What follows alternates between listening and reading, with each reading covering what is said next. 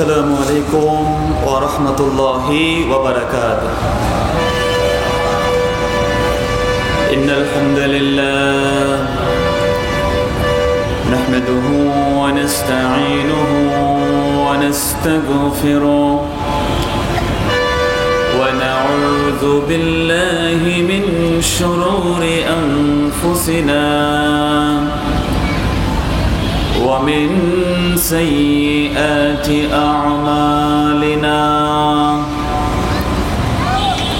من يهده الله فلا مضل له ومن يضلله فلا هادي له. ونشهد أن لا إله إلا الله وأن محمدًا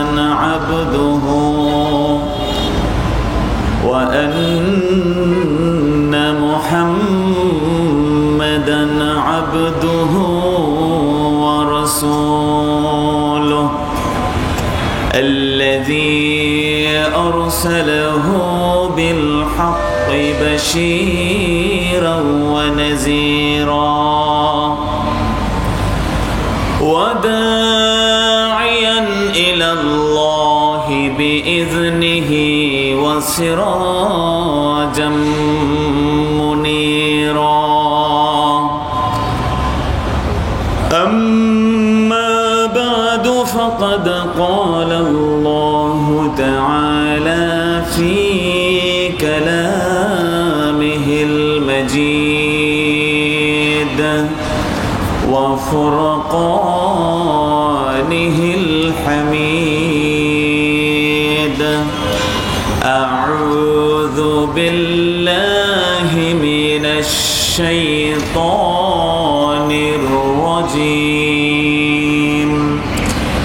بسم الله الرحمن الرحيم. هو الذي أرسل رسوله بالهدى ودين الحق ليظهره على الدين كله ولو كره المشركون. صدق الله مولانا العظيم وصدق رسوله النبي الكريم ونحن على ذلك من الشاهدين والشاكرين والحمد لله رب العالمين. وقال تعالى في شان حبيبه ومحبوبه ومعشوقه مخبرا وآمرا. إن الله وملائكته يصلون على النبي يا أيها الذين آمنوا صلوا عليه وسلموا تسليما. اللهم صل على مولانا محمد وعلى آل سيدنا. محبتر সাথে জবান খুলে জোরে সোরে পড়ুন আল্লাহুম্মা সাল্লি আলা মাশাআল্লাহ মাওলানা মুহাম্মাদ ওয়া আলা আলি সাইয়্যিদিনা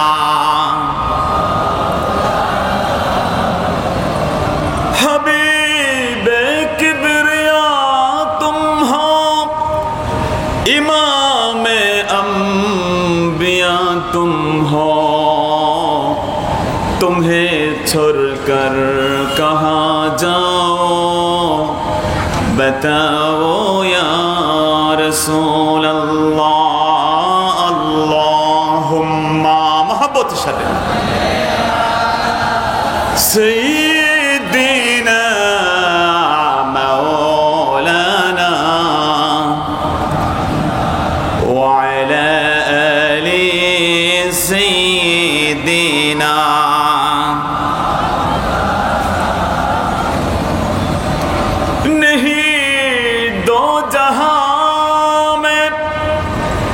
मिसाल मोहम्मद जमाल खुदा है कमाल मोहम्मद अल्लाहुम्मा सल्ली अला मौलाना वा अला आलि सय्यिदिना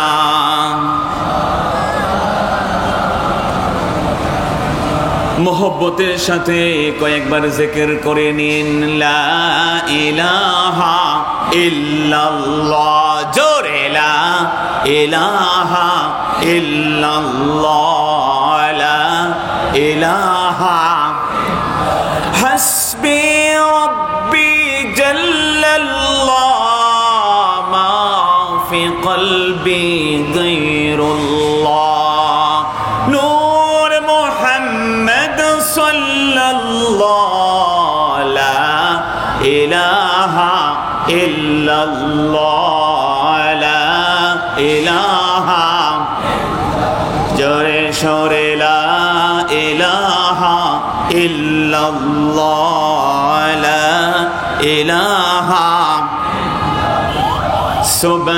सुब्हानल्लाह अल्हम्दुलिल्लाह ला इलाहा इल्लल्लाह ला इलाहा ला इलाहा सुब्हानल्लाह अल्हम्दुलिल्लाह ला इलाहा इल्लल्लाह ला इलाहा ला इलाहा ला इलाहा इल्लल्लाह मुहम्मदुर रसूलुल्लाह सल्लल्लाहु अलैहि वसल्लम पवित्र ईद मिलादुन नबी सल्लल्लाहु अलैहि वसल्लम उपलक्षे 12 दिन ব্যাপী 41তম বার্ষিক ঐতিহাসিক ইসলামী মহাসম্মেলন 41টি বছর যাবত এই ঐতিহাসিক বুড়িগঙ্গা সেতুর পাশে এই বিখ্যাত পোস্তগোলা বালুর মাঠের আজকের এই মাহফিলের এই পঞ্চম দিবসের অত্র অনুষ্ঠানের সম্মানিত সভাপতি আলহাজ মাওলানা মোহাম্মদ তাজুল ইসলাম হুসাইনি সাহেব, অত্র অনুষ্ঠানের প্রাণ সঞ্চালক, এই অনুষ্ঠানকে প্রতিদিনের মতো যিনি আজকে উপস্থাপন করেছেন বাংলাদেশ বেতার টেলিভিশন স্যাটেলাইট চ্যানেল সমূহের ভাষ্যকার এবং ঐতিহাসিক ইসলামী মহাসম্মেলন কমিটির সহ সাধারণ সম্পাদক বন্ধুবর আলহাজ মাওলানা হাফেজ কারি গাজী মারুফ বিল্লাহ সাহাব মাদ্দাজিল্লাহুল আলী, উপস্থিত হযরত উলামায়ে কেরাম, মুআজ্জাজ ও মুহতারাম মেহমানানে ইজাম, বিশেষ করে আজকের এই ঐতিহাসিক মাহফিলের প্রাণ কেন্দ্র যাদের সরব উপস্থিতি এ মাহফিলের সৌন্দর্যকে শতগুণ বৃদ্ধি করে দিয়েছে। আমার সামনে বসা আমার প্রাণ প্রিয় শ্রদ্ধার পাত্র, আমার মুরব্বী বাবারা, কলিজার টুকরা আমার যুবক ভাইয়েরা, ছোট্ট সোনামণি শিশু বন্ধুরা, পর্দার আড়ালে অবস্থানরতা আমার দিনদরদি মা এবং বোনেরা, আপনাদের সকলের খেদমতে আলোচনার শুরুতে আরো একবার নিবেদন করছি ইসলামী সম্ভাষণ। আসসালামু আলাইকুম ওয়া রাহমাতুল্লাহি ওয়া বারাকাতুহু। সম্মানিত সুধী, সবার আগে সর্বপ্রথমেই আমরা বরাবরের ন্যায় শুকরিয়া জ্ঞাপন করছি ওই আল্লাহ সুবহানাহু ওয়া তাআলা জাল্লা জালালুহু ওয়া আম্মা নাওয়ালুহুর আলিশান দরবারে, যিনি আমাদেরকে আজকের এই পুত পবিত্র মাহফিলে, পুত পবিত্র সময়ে, মাহে রবিউল আউয়ালের শুরু লগ্নে বসিয়ে দিয়েছেন।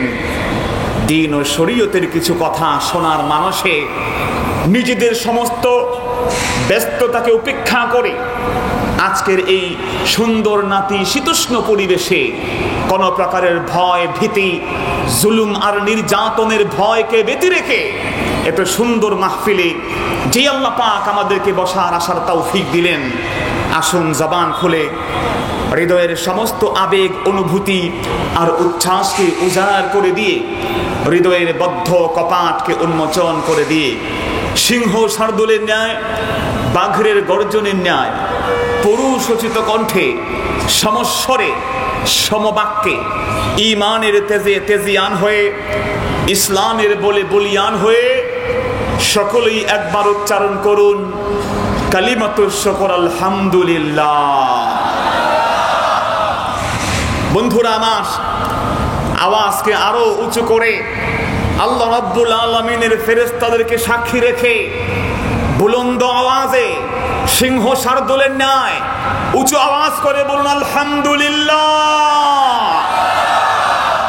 লক্ষ কোটি, তার চেয়ে অনেক অনেক অনেক গুণ বেশি দরুদ আর সালাম আল্লাহর সৃষ্টির প্রধান আকর্ষণ, সমস্ত নবী রাসূলগণের সৈরতাজ, শামসুদ্দুহা, বদরুদ্দুজা, নূরুল হুদা, হাবিবে খোদা, সৈয়দুল কাউনাইন ওয়াস সাকালাইন, সৈয়দুল আম্বিয়া ওয়াল মুরসালিন, রাসূল রাব্বিল আলামিন, আফতাবে নবুওয়াহ, শাহেনশাহে রিসালা, সুলতানে মদিনা, হুজুর আকরাম, নূরে মুজাসসাম, নূরুন আলা নূর, সৈয়দুনা নবিয়ুনা শফিউনা হাবিবুনা তাবিবুনা ওয়া তাবিবু কুলুবিনা ওয়া মুরশিদুনা মাওলানা মুহাম্মদ সাল্লাল্লাহু আলাইহি ওয়াসাল্লামের প্রতি, যিনি আজ থেকে প্রায় ১৫০০ বছর পূর্বে আমাদেরকে এতিম করে দিয়ে সোনার মদিনায়, সোনার টুকরা জমিনে শুয়ে আছেন। আল্লাহ সুবহানাহু ওয়া তাআলা যাকে সর্বশেষ এবং সর্বশ্রেষ্ঠ রাসূল বানিয়ে পাঠিয়েছেন, যার অনুসরণ, যার অনুকরণ, যার ইত্তেবা, যার পূর্ণাঙ্গ অনুসরণ একজন মুসলমানের জন্য আবশ্যক। রাসূলে পাকের অনুসরণ ছাড়া, অনুকরণ ছাড়া কোনো ব্যক্তি মুমিন মুসলমান দাবি করতে পারবে? জোরে বলেন, পারবে? আল্লাহ পাককে ভালোবাসে, আল্লাহর মহব্বত তার দিলে আছে, এই বিষয়টি সে যদি প্রমাণ করতে চায়, আল্লাহ পাক বলে দিয়েছেন, রাসূল আপনি বলে দিন, ইন কুনতুম তুহিব্বুনাল্লাহ ফাত্তাবিউনি, হে রাসূল আপনি বলুন, হে আমার উম্মতেরা, যদি তোমরা আমাকে ভালোবাসতে চাও, আল্লাহ সুবহানাহু ওয়া তাআলা নিঃসন্দেহে বলে দিয়েছেন, যদি রাসূলকে ভালোবাসার নিদর্শন হয় তাহলে নিঃসন্দেহে রাসূল পাকের অনুসরণ করতে হবে। আল্লাহর ভালোবাসার প্রমাণ হলো রাসূল পাকের ইত্তেবা, অনুসরণ। জোরে বলেন সুবহানাল্লাহ। বন্ধুরা আমার, রাসূলুল্লাহ সাল্লাল্লাহু আলাইহি ওয়াসাল্লাম সেজন্য যা বলেছেন, যা করেছেন, রাসূল আকরাম সাল্লাল্লাহু আলাইহি ওয়াসাল্লাম যার অনুমতি দিয়েছেন, রাসূলের পুরো জীবনী যেমন আমরা মানি, আমরা অনুসরণ করি, গোটা বিশ্বজগতের সমস্ত মুসলমানেরাও রাসূল পাকের জীবনকে ফলো করা শুরু করেছে, গবেষণা করা শুরু করেছে, রাসূল পাকের সুন্নতের ইত্তেবা করা শুরু করেছে। বলেন সুবহানাল্লাহ। তারা চেষ্টা করে দেখেছে ১৫০০ বছর আগে নবী মুহাম্মদ সাল্লাল্লাহু আলাইহি ওয়াসাল্লাম এমন কিছু বলেছেন কিনা যেই কথাকে আধুনিক যুগের যুক্তি দিয়ে, প্রমাণ দিয়ে, বিজ্ঞানের এক্সপেরিমেন্ট দিয়ে কোনোভাবে মুহাম্মদ নবীর কোনো কথাকে বাজে, মিথ্যা, অকার্যকর, অযৌক্তিক কোনোভাবে প্রমাণ করা যায় কিনা? নাউজুবিল্লাহ বলেন। কিন্তু খোদার কসম করে বলি, ১৫০০ বছরের ইতিহাস প্রমাণ করে দিয়েছে বিশ্বনবীর একটা কথাকেও আধুনিক বিজ্ঞান তাদের এই উৎকর্ষের যুগে ভুল বলে প্রমাণ করতে পারে নাই। বলেন আল্লাহু আকবার। বিশ্বনবী মুহাম্মদ সাল্লাল্লাহু আলাইহি ওয়াসাল্লাম কত চমৎকার করে ওই আকাশ বিজ্ঞানের কথা বলেছেন, ভূতত্ত্বের কথা বলেছেন, প্রাণী বিজ্ঞানের কথা বলেছেন, জীববিজ্ঞানের কথা বলেছেন। বিশ্বনবী মুহাম্মদ সাল্লাল্লাহু আলাইহি ওয়াসাল্লাম সমুদ্র বিজ্ঞানের কথা বলেছেন। বিশ্বনবী মুহাম্মদ সাল্লাল্লাহু আলাইহি ওয়াসাল্লাম রসায়নের সূত্র দিয়েছেন, জীববিজ্ঞানের সূত্র দিয়েছেন, পদার্থবিজ্ঞানের সূত্র দিয়েছেন। তাম পৃথিবীর সমস্ত বিজ্ঞানী এক হয়ে নবী মুহাম্মদ সাল্লাল্লাহু আলাইহি ওয়াসাল্লামের একটা সূত্রকেও ভুল প্রমাণ করতে পারে নাই। জোরে বলেন সুবহানাল্লাহ। ১৫০০ বছর আগে আমার রাসূল হাদিস বলেছেন, সহিহ আল বুখারী তার সাক্ষী। সহিহ বুখারী শরীফের কিতাবুল লিবাসের ভিতরে হাদিস, আল্লাহর হাবিব বলে দিয়েছেন, মান জাররা ইজারাহু খুয়ালা লা ইয়ানজুরুল্লাহু ইলাইহি ইয়াউমাল কিয়ামাহ।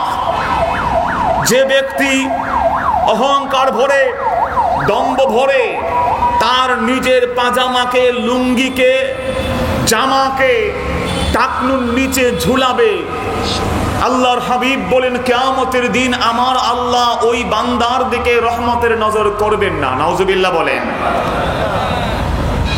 আধুনিক বিজ্ঞান এই বিষয়টি নিয়ে এক্সপেরিমেন্ট করেছে, কারণ আজকে আমরা বিদায় হজ্জের ভাষণ শুনবো, ঠিক কিনা? জোরে বলেন, কথা বলেন, ঠিক কিনা? তা আমার রাসূলের ভাষণ কত চমৎকার, রাসূল পাকের ভাষণ কত ইফেক্টিভ, রাসূল পাকের ভাষণ কত সাজানো গোছানো, আজকের মানুষ তা প্রমাণ পেয়ে গেছে। আল্লাহু আকবার বলেন। আল্লাহর হাবিব বলেন, শোনো, টাকনুর নিচে কাপড়কে ঝুলাবা না। বিজ্ঞানীরা দুজন যুবককে তাদের উপরে তাদের পরীক্ষা চালু করে দিয়েছে। একজনের টাকনুর নিচে কাপড় ঝুলিয়েছে আরেকজনের উপরে। একজনকে সুন্নতের আমল করতে বলেছে, আরেকজনকে সুন্নতের বিপরীত আমল করতে গিয়ে টাকনুর নিচে কাপড় দিয়ে দিয়েছে।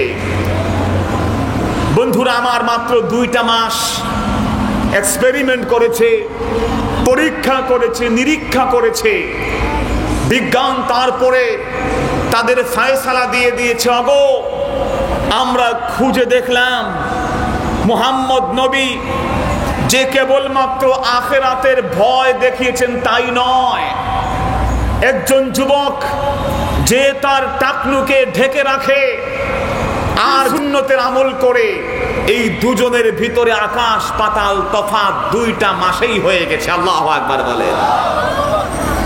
বিজ্ঞানীরা বলেছে যেই লোকটা তার ওই টাকনুকে ঢেকে রেখে দিয়েছে, তার ওই টাকনুর উপরে কাপড় দিয়ে দিয়েছে, বিজ্ঞান বলে দিয়েছে টাকনুকে ঢাকার কারণে সূর্যের অতি বেগুনি রশ্মি আলট্রা ভায়োলেট রে টাকনুর উপরে পড়তে পারে নাই। কাপড় দিয়ে রাখার কারণে ওই যুবক সূর্যের অতি বেগুনি রশ্মি থেকে মাহরুম হয়ে গেছে। ওই যুবক তার যৌবনের শক্তি অনেকটাই হারাই ফেলে গেছে। আর যেই যুবক তার টাকনুকে উন্মিলিত করে দিয়েছে, নবীর সুন্নতের আমল করা শুরু করেছে, ওই পুরুষের টাকনুর উপরে সূর্যের অতি বেগুনি রশ্মি আলট্রা ভায়োলেট রে যখন পড়া শুরু হয়েছে, ওই যুবকের যৌবন হারায় তো নাই, বরং তাজা হয়ে গেছে। নবী মুহাম্মদ সাল্লাল্লাহু আলাইহি ওয়াসাল্লামের প্রত্যেকটি ভাষণ, প্রত্যেকটি কথা, প্রত্যেকটি ডেলিভারি বিজ্ঞানীরা যে আস্থা অর্জন করেছে, তারা বিশ্বাস অর্জন করে নিয়েছে রাসূল পাক সাল্লাল্লাহু আলাইহি সাল্লাম যা বলেছেন তা কখনো মিথ্যা হতে পারে না। আল্লাহু আকবার বলে। যেহেতু রাসূল পাক সাল্লাল্লাহু আলাইহি ওয়াসাল্লামের এই কথাগুলো আল্লাহ সুবহানাহু ওয়া তাআলা রাসূল পাককে আদেশ করেছেন, মা ইয়ানতিকু আনিল হাওয়া ইন হুয়া ইল্লা ওয়াহয়ু ইউহা। রাসূল পাক সাল্লাল্লাহু আলাইহি ওয়াসাল্লাম যা বলেছেন, যা করেছেন, আল্লাহ পাকের প্রত্যক্ষ নির্দেশ পেয়ে করেছেন, বলেন সুবহানাল্লাহ। ঠিক সেজন্য বন্ধুরা আমার, ডব্লিউ.জে. কস্তা, যিনি বিশ্বজগতের বড় একজন সমুদ্র বিজ্ঞানী, বড় মাপের একজন সমুদ্র বিজ্ঞানী, যিনি প্রায় 40 বছর সমুদ্রের উপরে গবেষণা করে করে করে করে 1200 পৃষ্ঠার বই লিখেছেন। 1200 পৃষ্ঠার পাণ্ডুলিপি তৈরি করার পরে যখন তিনি তা ছাপতে যাবেন, এটিকে তিনি পাবলিশ করতে যাবেন, যে কস্তা তার কাছে কোরআন শরীফের একটা কপি আল্লাহর এক বান্দা তাকে উপহার দিয়ে বললেন, দেখো যে কস্তা, তুমি তো তোমার 1200 পৃষ্ঠার বই তুমি ছাপবা, 40টা বছর গবেষণা করেছো, 1200 পৃষ্ঠার বই তুমি ছাপতে গেছো, অন্তত কোরআন শরীফ কি বলেছে সমুদ্রের উপরে তা একটু খুঁজে দেখো। আল্লাহু আকবার বলেন। বন্ধুরা আমার, যে কস্তা কোরআন শরীফ পড়া শুরু করে দিল, কোরআন শরীফ পড়ার পরে কোরআনুল কারীমে সমুদ্র বিজ্ঞান সম্পর্কে কি লেখা হয়েছে সবগুলো ঠিক মতো পড়ার পরে একজন মুসলমানকে ডেকে বলল, মুসলমান, did your prophet ever travel in the sea? বলো, তোমাদের নবী কি কোনদিন সমুদ্রে গেছে? মুসলমান জবাব দিল, না না, নেভার। ওগো, যে কস্তা কোনদিন বিশ্বনবী মুহাম্মদুর রাসূলুল্লাহ সাল্লাল্লাহু আলাইহি ওয়াসাল্লাম সমুদ্রে ভ্রমণ করে নাই, একটা প্রশ্ন আর একটা উত্তর হওয়ার পরে যে কস্তা বলল, ও মুসলমান, আমি আর ওই খ্রিস্ট ধর্ম এটিকে আঁকড়ে ধরে থাকতে চাই না, এ মুহূর্তে আমি যে কস্তা হয়ে যেতে চাই তোমাদের ধর্মের মুসলমান। বন্ধুরা আমার, মুসলমান অবাক হয়ে গেলেন, জিজ্ঞেস করলেন, ডি কস্তারে, একটা মাত্র সিঙ্গেল কোয়েশ্চন করেছো আর একটা উত্তর তুমি পেয়ে গেছো, একটা প্রশ্নের বিনিময়ে তুমি মুসলমান কেন হবে আমার বুঝে আসে না। ঠিক কিনা জোরে বলে। মুহাম্মদ নবীর সাথে তার সমুদ্রে যাওয়া না যাওয়ার সাথে তোমার ইসলাম গ্রহণের কি সম্পর্ক থাকতে পারে তা আমাদের বুঝে আসে না। যে কথা বললেন ওগো মুসলমান, দীর্ঘ 40 বছর যাবত আমি সফর করেছি সমুদ্রের বুকে। ওই সমুদ্রের প্রতিটা ঢেউয়ের পরিচয় আমার জানা। সমুদ্রের কোন পানির কি চরিত্র, কোনটার কি ক্রাইটেরিয়া, সব কিছু আমি গবেষণা করে ফেলেছি রে।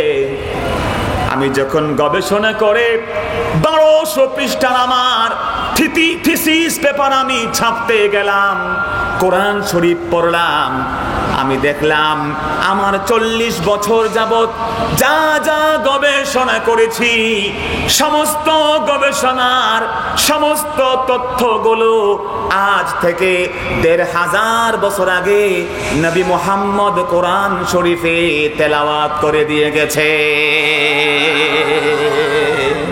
বন্ধুরা আমার মুসলমান, কোরআন শরীফের ভিতরে আমি সব তথ্য পেয়ে গেছি, কিন্তু রে মুসলমান, আমি যখন সে তথ্য পেলাম অবাক হয়ে গেলাম। কোরআনুল কারীমের মধ্যে আল্লাহ রাব্বুল আলামিন সব তথ্য দিয়ে গেছেন। মুসলমান জিজ্ঞেস করল, তাহলে তুমি তখন কেন মুসলমান হও নাই? ঠিক কিনা জোরে বলেন, একটু কথা বলেন, ঠিক কিনা? যে বলছিলাম আমি যেমন 40টা বছর পর্যন্ত সমুদ্রে ঘুরে ঘুরে তথ্য সংগ্রহ করেছি, ভিতরে একটা কনফিউশন তৈরি হয়ে গেল। মুহাম্মদ নবীও বুঝি আমার মতো 40-42 বছর সমুদ্রে ঘুরেছে, কথা বলেন না? কিন্তু না, আমি যখন দেখলাম বিশ্ব নবী মুহাম্মদের লাইফ স্কেচ পড়লাম, জীবন ইতিহাস পড়লাম, আমি দেখতে পেলাম আর তুমিও যেমনটি বললা, মুহাম্মদুর রাসূলুল্লাহ কোনদিন সমুদ্রে যায় নাই, বুঝতে বাকি রইল না সমুদ্র বিজ্ঞান সম্পর্কে তিনি যা বলেছেন, সমুদ্রে না যে বলেছেন, না দেখে বলেছেন, নিঃসন্দেহে সঠিক সেই তথ্যগুলো এই গোটা আসমান জমিন কুল কায়নাত এই সমুদ্রের মালিক এক আল্লাহর বাণী মুহাম্মদুর রাসূল তেলাওয়াত করে দিয়েছে।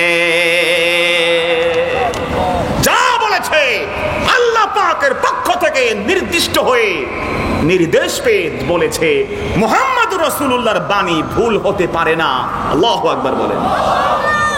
ঠিক সেজন্য আমরা দেখি নবী মুহাম্মদ সাল্লাল্লাহু আলাইহি ওয়াসাল্লামের প্রতিটি বাণী আজকের বিজ্ঞানী এটি মানছে, দেখছে, অনুসরণ করা শুরু করেছে, কিন্তু আমরা কয়জন মুসলমান নবী পাকের বাণী পড়া শুরু করেছি? কথা বলেন, ঠিক না? আমাদের সময় নাই। নবী পাক সাল্লাল্লাহু আলাইহি ওয়াসাল্লাম তার শেষ জীবনে বিদায় হজ্জের এই ভাষণ দিলেন, তাতে কি বললেন, কি করলেন, কি নির্দেশ উম্মতকে দিয়েছেন, গোটা বিশ্ব জগতের মানুষকে দিয়েছেন। গোটা বিশ্ব জগতের মানুষ হিসেব করে দেখেছে this is one of the best খুতবা। এটি হচ্ছে পৃথিবীর বুকে শ্রেষ্ঠ একটি খুতবা, শ্রেষ্ঠ একটি ভাষণ, শ্রেষ্ঠ একটি লেকচার, যেই লেকচারের ভিতরে, যেই ভাষণের ভিতরে নবী পাক সাল্লাল্লাহু আলাইহি ওয়াসাল্লাম বিদায় হজ্জের ভাষণে মানুষের সামাজিক, অর্থনৈতিক, ইহজাগতিক, পরজাগতিক, ব্যক্তিগত, পারিবারিক, জাতীয়, আন্তর্জাতিক এমন কোন দিক নাই বিদায় হজ্জের ভাষণে মুহাম্মদুর রাসূলুল্লাহ টাচ করেন নাই। আল্লাহু আকবার বলেন। তারা বলে দিয়ে গেছে আমার নবী মুহাম্মদ সাল্লাল্লাহু আলাইহি সাল্লাম খুব অল্প এক পৃষ্ঠাও হবে না। বিশ্বনবী মুহাম্মদ সাল্লাল্লাহু আলাইহি সাল্লাম যে ভাষণ দিয়েছেন সংক্ষেপ করে লিখলে 16-17 লাইনের বেশি হবে না, কিন্তু বিশ্ব নবীর সে ভাষণের ভিতরে ব্যক্তির পারিবারিক, সামাজিক, ইহজাগতিক, পরলৌকিক, অর্থনৈতিক, আন্তর্জাতিক, রাষ্ট্রীয় জীবন বলেন, ব্যক্তিগত জীবন বলেন, এমন কোন বিষয় নাই যে বিষয়ের উপরে মুহাম্মদুর রাসূল আলোচনা করেন নাই। যেটা বলেন সুবহানাল্লাহ। সেজন্য রাসূলুল্লাহ সাল্লাল্লাহু আলাইহি সাল্লাম যা যা বলেছেন তা আজকে বিজ্ঞান খোঁজ করেছে। নবীজি বলেছেন, খবরদার খবরদার, এই দুনিয়ার মানুষ শোনো, তোমরা তোমাদের শত চেষ্টা করেও কবরের ভিতরে কি আছে তার খবর জানতে পারবা না। আল্লাহু আকবার বলেন। বিশ্বনবী বলেছেন, মুসলমানরে, একজন মুসলমানকে যখন, একজন মানুষকে যখন কবরের ভিতরে রাখে দেওয়া হয়, আতাউ তিসআতু ওয়া তিসউনা তিন্নিনা, যদি সেই ব্যক্তি পাপী হয়, তাপী হয় রে মুসলমান, ওই ব্যক্তির কবরের ভিতরে আল্লাহ পাকের পক্ষ থেকে নিদেন পক্ষে 99টি সাপ চলে আসে। এই পৃথিবীর জমিনে যদি এক একটা সাপ এক একটা নিঃশ্বাস ফেলে দেয়, মাশরিক থেকে মাগরিব, শিমাল থেকে জুনুব পর্যন্ত, সূর্যের উদয়াচল থেকে অস্তাচল পর্যন্ত একটা সবুজ তৃণলতা খুঁজে পাওয়া যাবে না। আল্লাহু আকবার বলেন। কিন্তু মুসলমান শোনো, ওই কবরে কি আছে খবরদার, চেষ্টা যতই করো কবরের খবর তুমি খোঁজ করে বের করতে পারবা? জেরে বলেন, পারবা না। বিজ্ঞানীরা চেষ্টা করেছে, তাদের সমস্ত কম্পিউটার ফিট করেছে, হাই রেজুলেশনের ক্যামেরা ফিট করেছে, যে আমরা বিজ্ঞান 50 কোটি মাইল দূরে নক্ষত্রে সেই ধূমকেতুতে কি হয় আমরা তার খবর জানি। আর নবী মুহাম্মদ 1500 বছর আগে বলেছেন যে আমরা কবরের ভিতরে কি আছে সেই খবর পামু না, একটু চেষ্টা করে দেখি। মুসলমান ইমানের হিম্মত দিয়ে বলুন, তামাম জিন্দেগি চেষ্টা করলেও কবরের খবর বের করতে পারবে? হিম্মত দিয়ে জোরে বলেন, পারবে? বন্ধুরা আমার, 300 বছর হয়ে গেছে, বিজ্ঞানীরা তাদের সমস্ত চেষ্টা অব্যাহত রাখেছে। আধুনিক বিজ্ঞান বলেছে, গো আমরা তামাম বিজ্ঞানের জগৎ সমস্ত ভালো ভালো যন্ত্রপাতি দিয়ে খবর নিয়ে দেখেছি, আমাদের সমস্ত গবেষণার ফল বিফল গিয়েছে। ওই 50 কোটি মাইল দূরে ধূমকেতুতে কি হয় আমরা জানি, কিন্তু মাত্র 2.5 হাত নিচে কবর জগতে কি হয় আমরা কোনোদিন বের করতে পারবো না। সেই জন্য রাসূল পাক সাল্লাল্লাহু আলাইহি সাল্লাম যে ভাষণ দিয়েছেন, তার জীবনের শেষ ভাষণ, যাকে আমরা বলি বিদায় হজ্জের ভাষণ বা খুতবাতুল বিদা, বিদায়ের ভাষণ। বিদায়ের ভাষণ কেন, সে সম্পর্কে উলামায়ে কেরাম বলেন, যেহেতু রাসূলুল্লাহ সাল্লাল্লাহু আলাইহি সাল্লাম তার জীবনের এই ভাষণটাই পূর্ণাঙ্গ শেষ ভাষণ ছিল।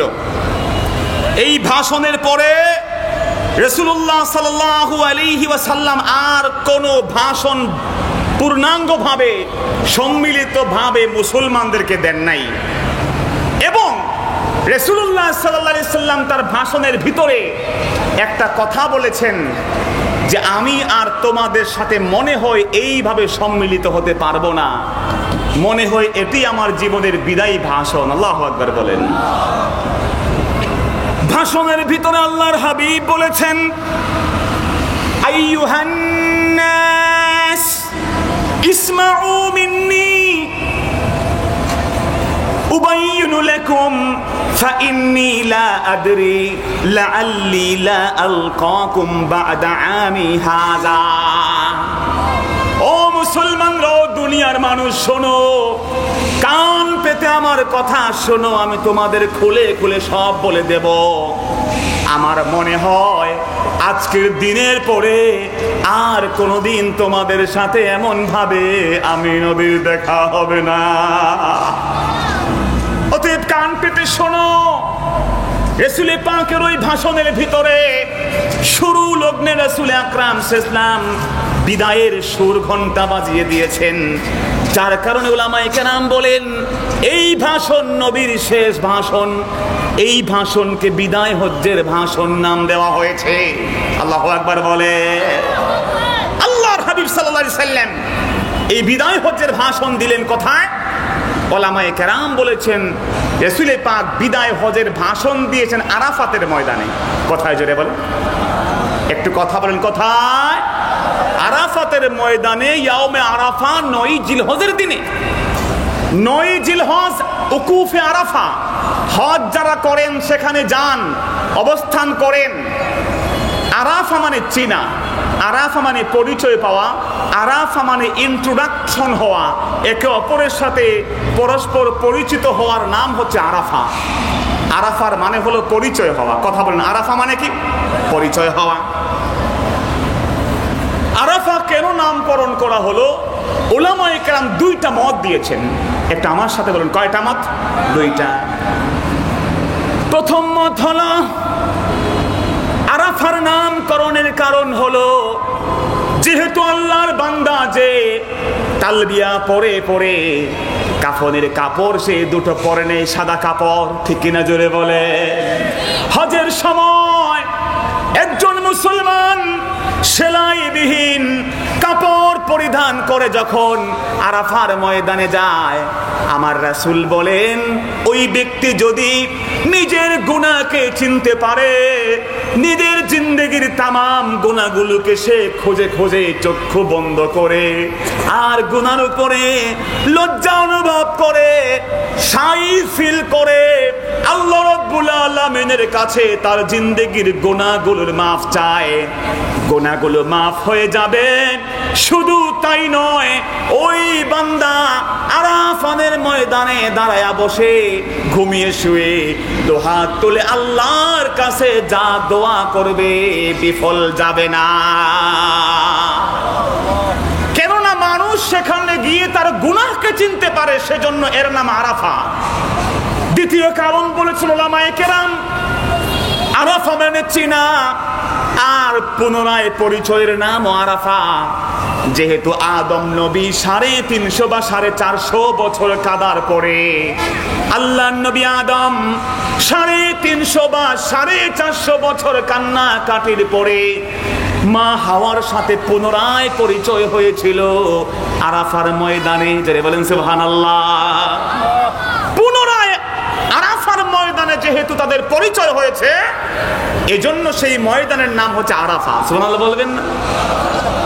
বন্ধুরা আমার, আদম নবী 350 বা 450 বছর কাঁদছেন।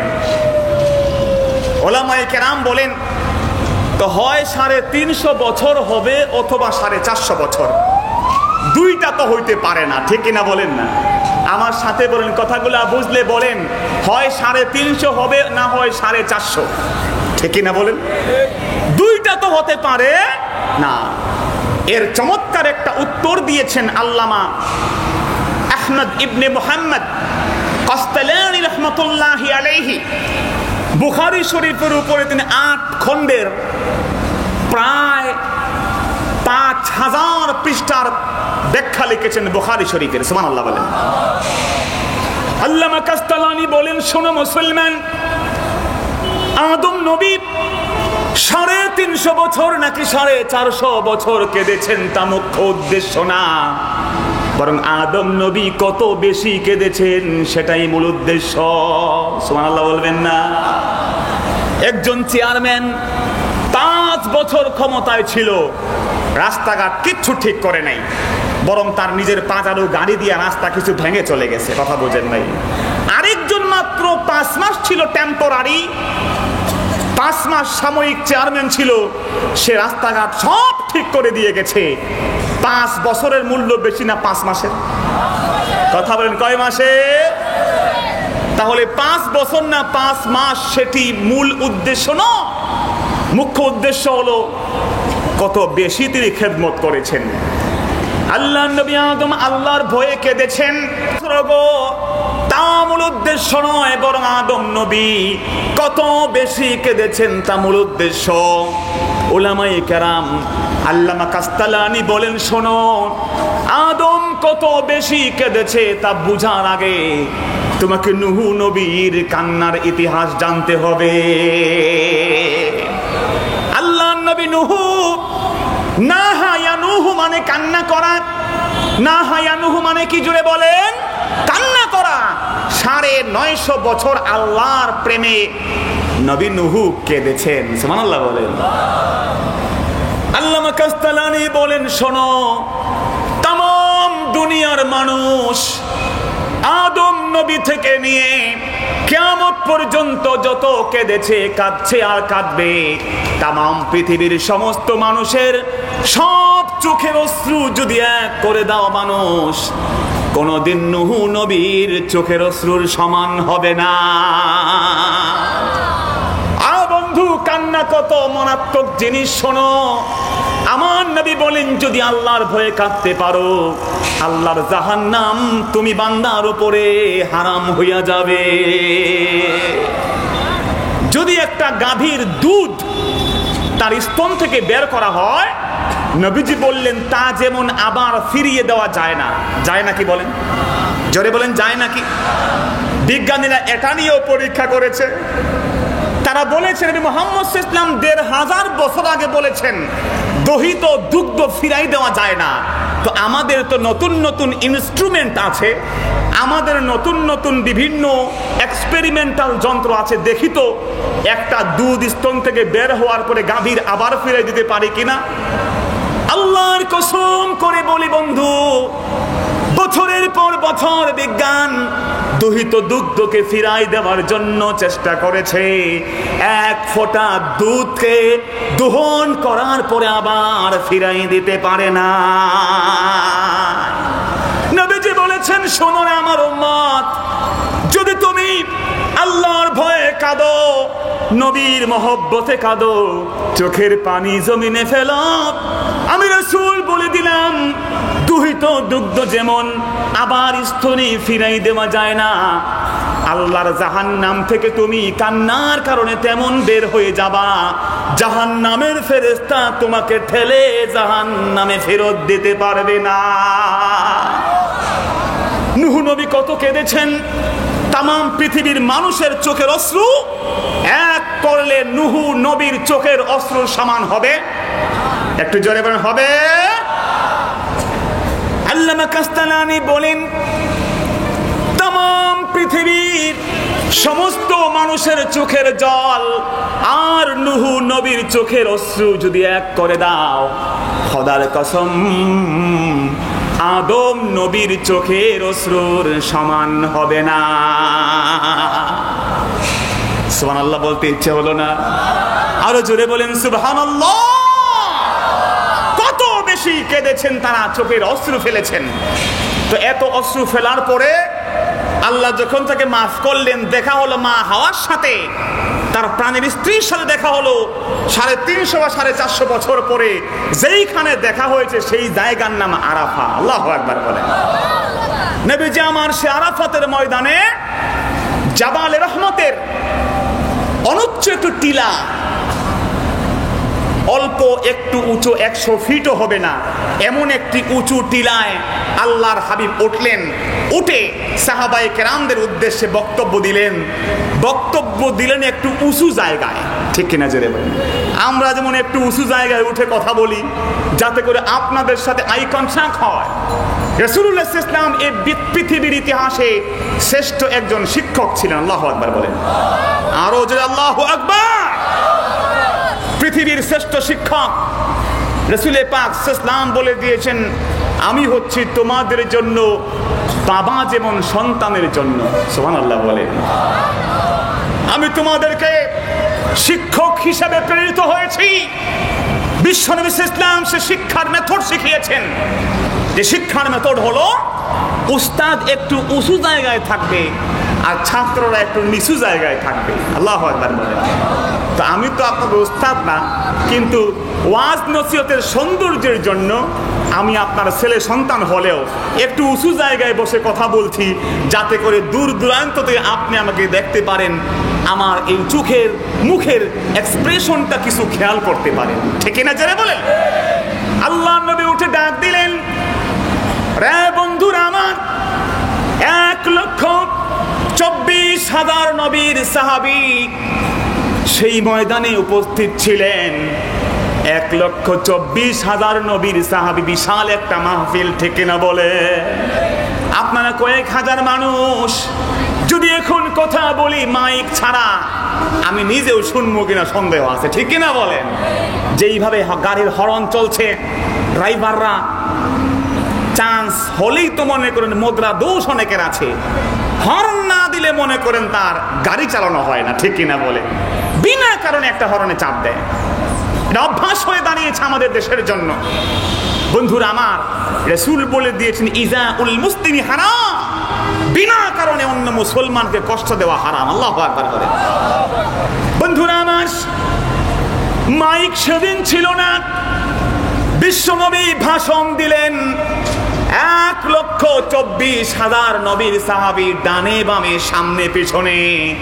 আমার নবী দাঁড়ায় যখন বললেন আইয়ুহান নাস, রে মানুষেরা শোনো কি বলি, ইসমাউ কাউলি, আমার বক্তব্য শোনো।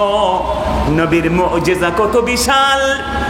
নবীর সমস্ত সাহাবীরা বলেন, যারা সামনে ছিলাম, পিছনে ছিলাম, ডানে ছিলাম, বামে ছিলাম, বিশ্ব নবী যখন বললেন আইয়ুহান নাস, কে সামনে কে পেছনে পার্থক্য করতে পারি নাই।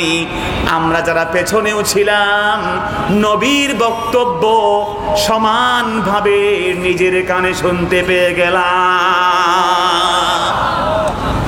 রাসূল পাক সাল্লাল্লাহু আলাইহি সাল্লাম বক্তব্য দিলেন, ডাক দিয়ে বলেন আইয়ুহান নাস, ও মানব মণ্ডলী শোনো।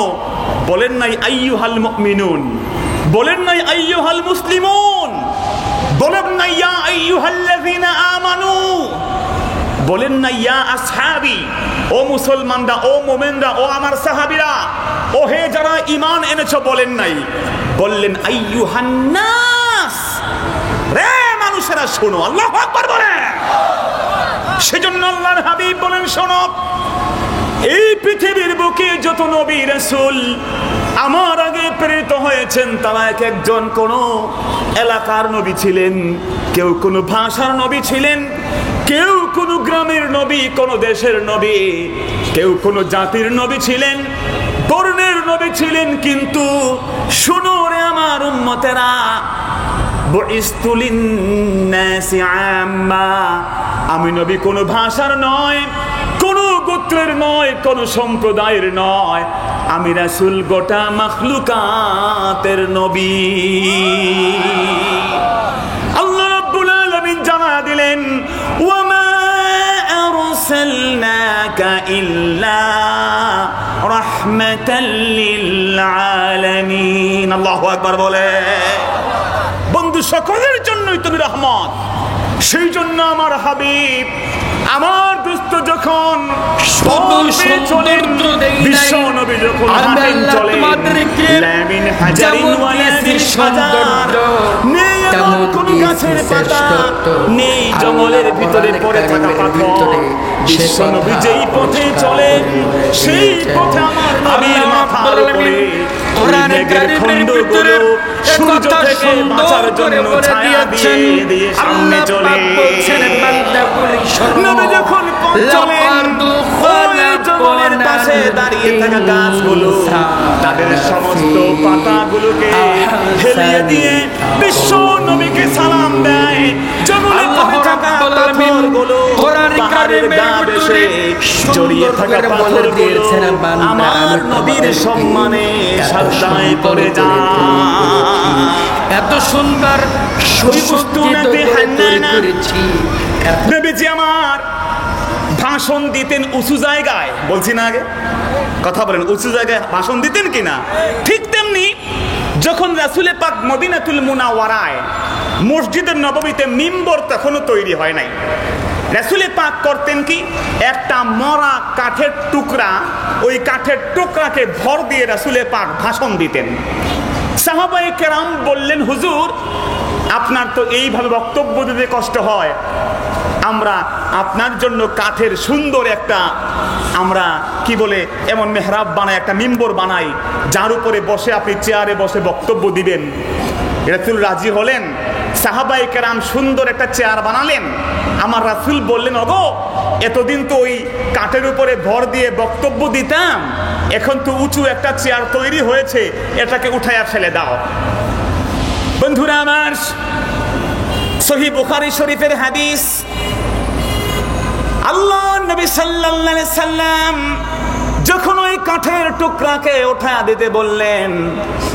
29 জন সাহাবী হাদিস রচনা করেছেন। জোরে বলেন কয়জন? আর একটু জোরে বলা যাবে না ভাইরা?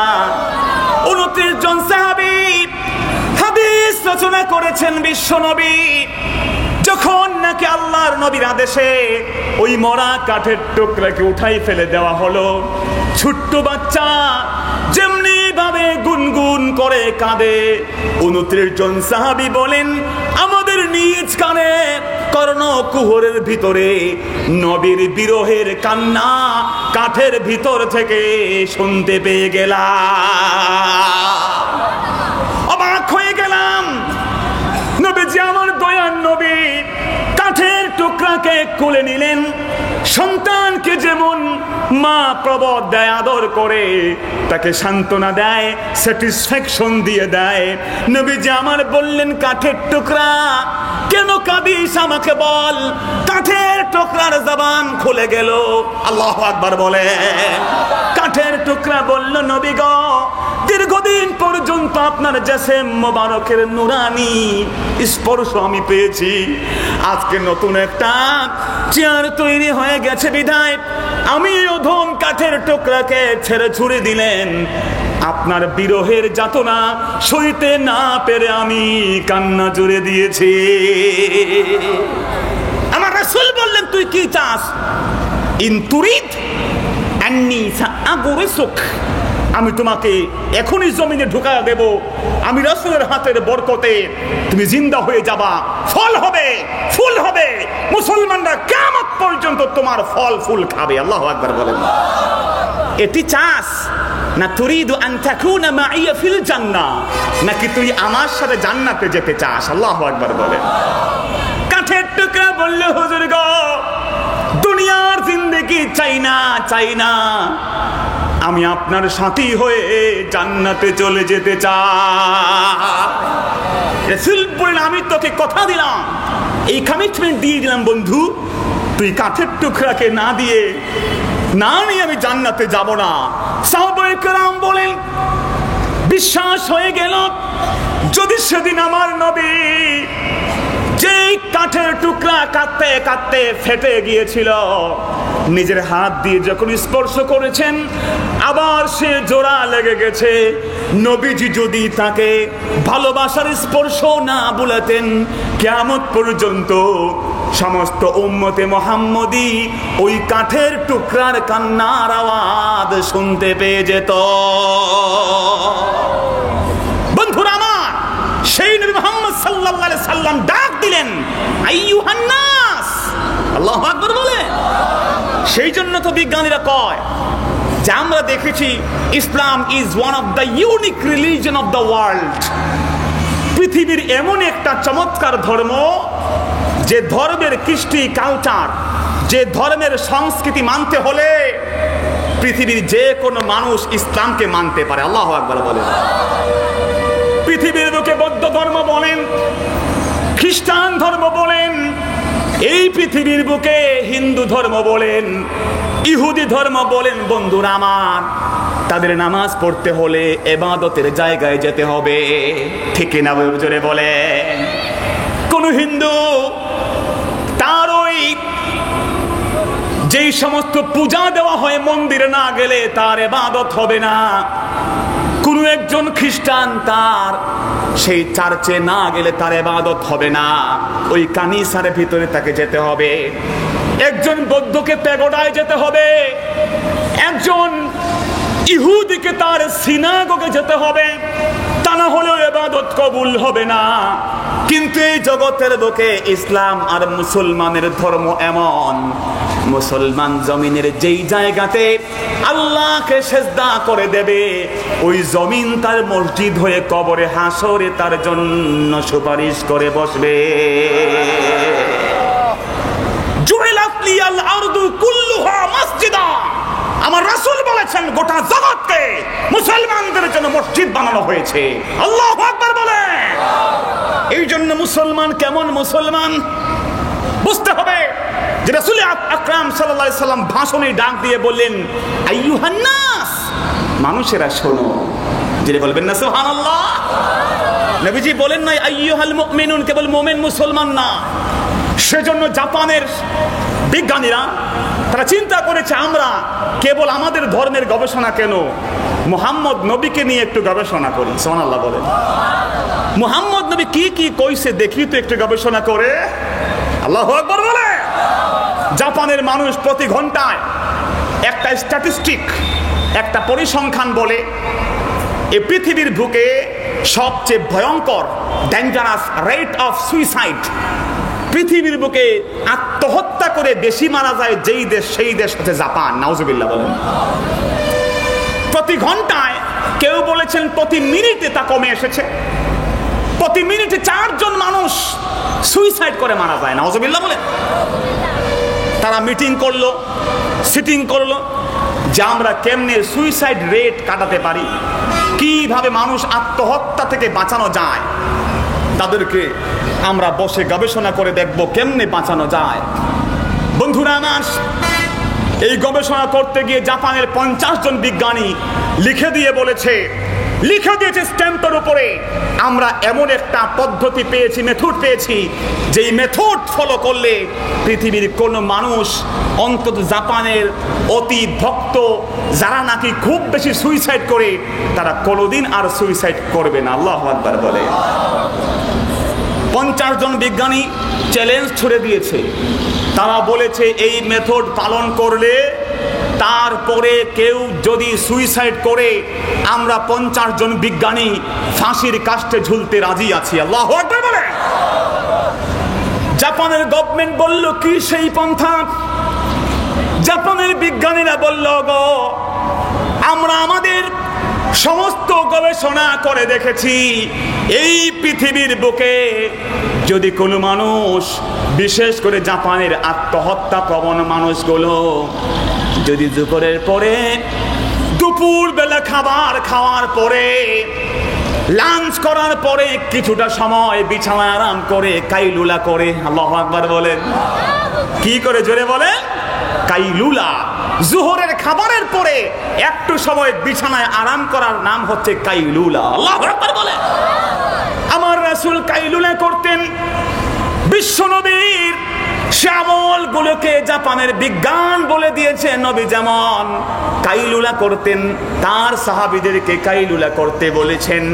ওই কাইলুলা যদি কোনো মানুষ করে, জাপানের বিজ্ঞানীরা বললাম, গো জোহরের খাবার খাওয়ার পরে ওই সামান্য সময় বিছানায় হেলে দুলে পড়লে, সামান্য সময় বিশ্রাম করলে পরে ওই ব্যক্তির হেজিটেশন থাকবে না, টেনশন থাকবে না, ওই ব্যক্তির কোনো ডিপ্রেশন থাকবে না, ওই ব্যক্তির দেহ আর মনের ভিতরে কোনোদিন সুইসাইড করার কোনো বিষয়গুলোই উদ্রেক হবে না।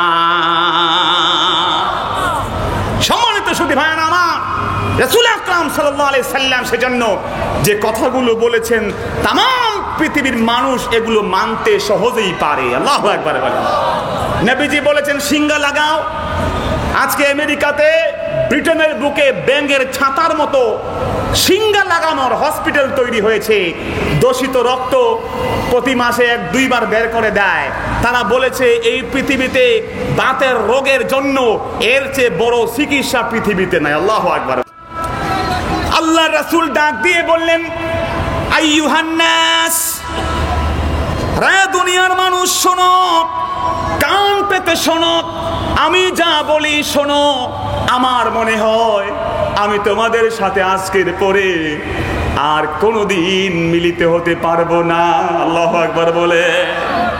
এমন একটা মাহফিল আমি করতে পারবো না। সাহাবায়ে কেরাম শুনশান নীরব হয়ে গেলেন, নবীর বক্তব্য শোনা শুরু করে দিলেন। আমার নবীকে আমার আল্লাহ ভবিষ্যতের অনেক কিছু জ্ঞান শিখিয়ে দিয়েছেন, ঠিক কিনা জোরে বলে। ভবিষ্যতে কি হবে না হবে তার অনেক বর্ণনা রাসূল পাক সাল্লাল্লাহু আল্লাহর হাবিবকে আল্লাহ পাক শিখাই দিয়েছেন। আল্লাহু আকবার বলে। আমার রাসূল সেজন্য ভবিষ্যতের অনেক জ্ঞানের কথা বলেছেন, যা হুবহু গোটা বিশ্বজগতের মানুষ প্রমাণ পেয়ে গেছে। আল্লাহু আকবার বলে। বুখারী শরীফের হাদিস 737 পৃষ্ঠায় লেখা, আল্লাহর হাবিব বলেছেন, লাউ কানাল ঈমান বিসসুরাইয়া লানালাহু রাজুলুম মিন আবনাই ফারিস আও কামা ক্বাল। নবীজি আমার বলেন, শোনো রে আমার বন্ধুরা, কিয়ামত পর্যন্ত শোনো, যদি দ্বীন ইসলামের সমস্ত জ্ঞানগুলো, আমি রাসূলের ধর্মের জ্ঞানগুলো বিলুপ্ত হয়ে ওই সুরাইয়া নক্ষত্র, এই পৃথিবী থেকে সবচেয়ে দূরে যেই নক্ষত্র আছে সেখানে চলে যায়, আমার উম্মতের ভিতরে পারস্যের একজন বান্দা আছে আমার নবীর উম্মত, ওই উম্মত ওই জ্ঞানকে ওখান থেকে ছিনিয়ে নিয়ে আবার আমার উম্মতের মধ্যে বিলিয়ে দেবে। আমার রাসূল বললেন, সুরাইয়া নামক নক্ষত্র, কি নাম জোরে বলেন, আরো জোরে কি নাম? সুরাইয়া। পৃথিবী থেকে সবচেয়ে দূরে। আজকের বিজ্ঞানীরা বলেছে, হ্যাঁ, পৃথিবী থেকে সবচেয়ে দূরের নক্ষত্রের নাম সাইরাস, আর সাইরাসের অপর নাম সুরাইয়া। আল্লাহু আকবার বলে। নবীজি বলেছেন, শোনো, তামাম পৃথিবীর ওই সাইরাস নক্ষত্রের সেই জ্ঞানগুলোকে, সেই সুরাইয়া নক্ষত্রের জ্ঞানগুলোকে হাতে নিয়ে উম্মতের কাছে বিলিয়ে দেবে। পারস্যের এক লোক গোটা বিশ্বের সমস্ত মুসলমান একমত হয়ে বলেছেন। আল্লামা ইবনে হাজার আসকালানি রাহমাতুল্লাহ আলাইহি, যিনি 16 খণ্ডের বুখারী শরীফের ব্যাখ্যা লিখেছেন, আল্লাহু আকবার বলেন, প্রায় 8000 পৃষ্ঠার কিতাব, তিনি বলেছেন, লা রাইবা ওয়ালা শাক্কা আন্নাল মুরাদা বির রাজুল হুয়া আবু হানিফা। কোনো সন্দেহ নাই, যেই ব্যক্তির সম্পর্কে রাসূল সুসংবাদ দিয়েছেন তিনি হলেন আবু হানিফা নু'মান বিন সাবিত। আল্লাহু আকবার বলে। বন্ধুরা আমার, দোস্তরা আমার, বিশ্বনবী সাল্লাল্লাহু আলাইহি সাল্লাম ডাক দিলেন, আইয়ুহান নাস ইসমাউ কাউলি, আমার কথা শোনো, হে পৃথিবীর মানুষ, উসিকুম আলাত তাকওয়া, আমি রাসূল তোমাদেরকে বিত্তাকওয়া, আমি রাসূল তোমাদেরকে তাকওয়ার নির্দেশ করি। আল্লাহকে ভয় করো, আল্লাহর ভয় তোমার জীবনে লালন করো, পালন করো। আল্লাহর ভয় যখন থাকবে, আল্লাহর ভয়ের বিনিময়ে তুমি আল্লাহর কাছে, বান্দার কাছে সম্মান পেয়ে যাবে। বলেন সুবহানাল্লাহ। প্রথম নির্দেশ হলো কিসের? আল্লাহর ভয়। জোরে বলেন, প্রথম নির্দেশ কিসের? আল্লাহর ভয়। বন্ধুরা আমার, ঠিক সেই জন্য আল্লাহ রাব্বুল আলামিন পবিত্র কোরআনে পাকে সূরাতুল আহজাবের ভিতরে বলে দিয়েছেন, ইয়া আইয়ুহাল্লাযীনা আমানুত্তাকুল্লাহ ওয়া কুলু কাওলান সাদীদা।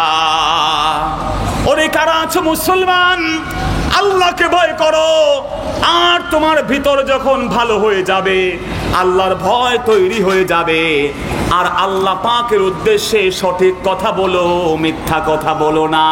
যদি বলেন সুবহানাল্লাহ।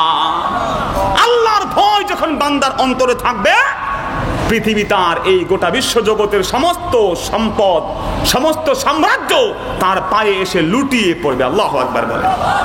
রাসূল পাকের সে আদেশ সাহাবায়ে কেরাম পালন করেছেন, তাকওয়ার সেই স্তরগুলো তারা মেনেছেন। তাকওয়ার কয়টি স্তর আছে? বিশেষ করে তাকওয়ার প্রথম স্তর হচ্ছে শিরক থেকে বেঁচে থাকা। তাকওয়ার প্রধান শর্ত হলো আল্লাহর ইবাদত করব, তাতে শিরক করা যাবে। জোরে বলেন, শিরক করা যাবে। ইন্না শিরকা লা যুলমুন আযীম। আল্লাহ পাক বলছেন, খবরদার খবরদার, শিরক হচ্ছে জঘন্য অন্যায়। তাকওয়ার 2 নম্বর স্তর হলো আল্লাহ আল্লাহর রাসূল যা পছন্দ করেন তা করা যাবে না। যেই কাজের ভিতরে আল্লাহর এবং তার রাসূলের অপছন্দ, ওই কাজ যতই সুন্দর হোক, যতই অর্থকরীর হোক, যতই সুন্দর হোক, যতই লোলুপ হোক, তা করা যাবে না। আর তাকওয়ার 3 নম্বর স্তর হচ্ছে সেওয়াল্লাহ, আল্লাহ ছাড়া যা কিছু আছে অন্তর থেকে সব কিছুকে বের করে দেওয়া। বলেন সুবহানাল্লাহ। বন্ধুরা, আবার সেজন্য আমরা দেখতে পাই নবীর সাহাবীদের ভিতরে আল্লাহর ভয় কেমন ছিল। ওমর ইবনে খাত্তাব রাদিয়াল্লাহু তাআলা আনহু বসা, মোমবাতি জ্বালিয়ে কাজ করছেন। হঠাৎ করে ওমর ইবনে খাত্তাবের কাছে তার একজন আত্মীয় চলে আসলেন। আত্মীয় এসে বললেন, ওমর, তোমার সাথে কিছু কথা আছে। ওমর ইবনে খাত্তাব মোমবাতি জ্বালিয়ে কাজ করছেন, লেখালেখি করছেন। বললেন, তোমার কথা কি পার্সোনাল কোনো অ্যাফেয়ার, কোনো ব্যক্তিগত কথা নাকি রাষ্ট্রের কথা? আত্মীয় বললেন, এটা তো ব্যক্তিগত আলাপ। ওমর ইবনে খাত্তাব হুট করে মোমবাতি নিভাই দিলেন। আল্লাহু আকবার বলেন। আত্মীয় অবাক হয়ে গেলেন, বললেন, ওমর, এটি কেমন আচরণ তুমি আমার সাথে করলে? আমি তোমার নিকট আত্মীয়, আমি তোমার কাছে এসেছি, বসেছি, অন্ধকার করে ফেললে একটু আগেও তো আলো ছিল, ঠিক কিনা জোরে বলে? আত্মীয় স্বজন আসলে মানুষ ঘরকে সাজায়, কিন্তু তুমি বিপরীত আমল করেছো। তুমি আমার এই বাতিকে, মোমবাতিকে নিভাই দিয়েছো, তার কারণ কি আমার বুঝে আসে না। হযরত ওমর বলেন, রে আমার আত্মীয়, তুমি আমার কাছে ব্যক্তিগত আলাপের জন্য এসেছো। আমি যেই মোমবাতি জ্বালিয়ে কাজ করেছিলাম, ওই মোমবাতি আমার ব্যক্তিগত টাকার কেনা না, রাষ্ট্রের টাকার মোমবাতি। রাষ্ট্রের টাকা দিয়ে কেনা মোমবাতি দিয়ে আমি রাষ্ট্রের কাজ করা শুরু করেছি। তুমি যখন ব্যক্তিগত আলাপ করেছো, ব্যক্তিগত আলাপের জন্য রাষ্ট্রের টাকার কেনা মোমবাতি জ্বালানো জায়েজ হবে না। আল্লাহর ভয় কত বেশি তাদের মধ্যে ছিল যে ওমর ইবনে খাত্তাব রাদিয়াল্লাহু আনহু তার নিজের সন্তান, ছোট্ট ছেলে ঈদের জামা কিনতে চায়। ওমর স্ত্রীকে বললেন, স্ত্রী, ছেলে কাঁদে কেন?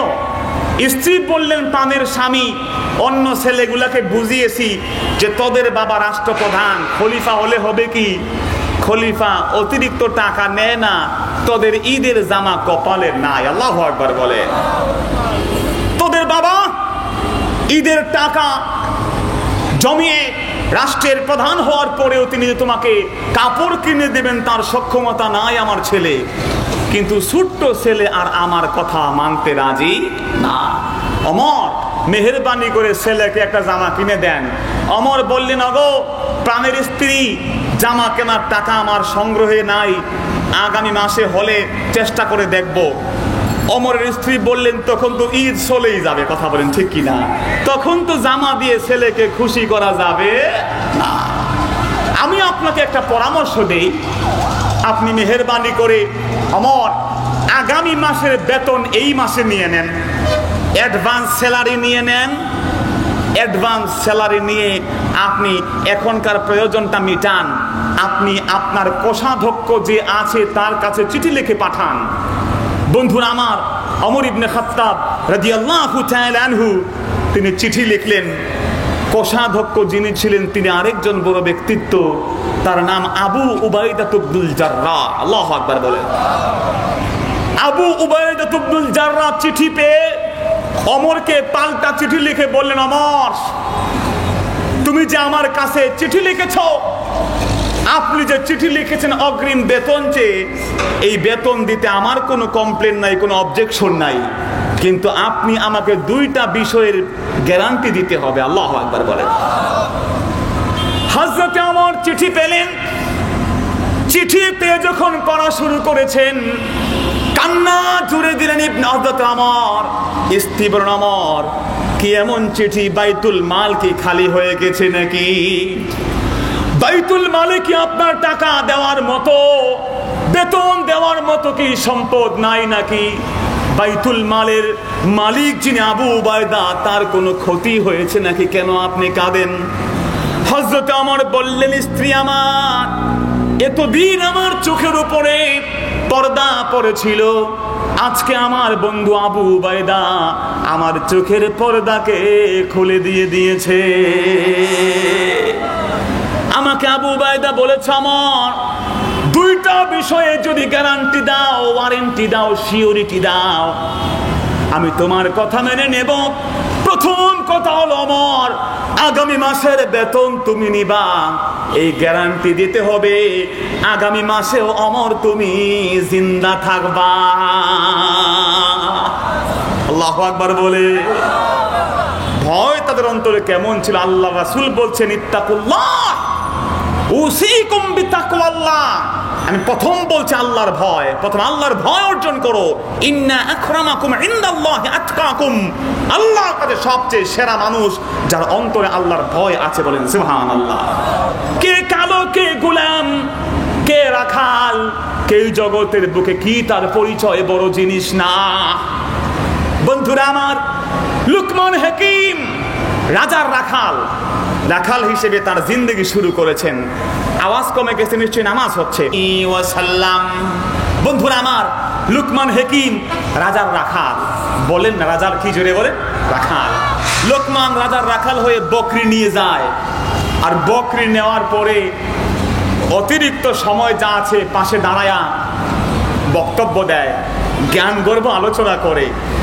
রাজার অন্যান্য রাখালরা এসে রাজাকে বলল, মহোদয়, লোকমান যে লোকটা আছে ঠোঁট মোটা, কালো মানুষ, খাটো মানুষ, কোকড়া চুল, দেখতে সুন্দর না, আপনার রাখাল, কিন্তু লোকমান বড় জ্ঞানী মানুষ। আল্লাহু আকবার বলে, সে রাখালের যোগ্য না, সে আপনার মন্ত্রী হওয়ার যোগ্য।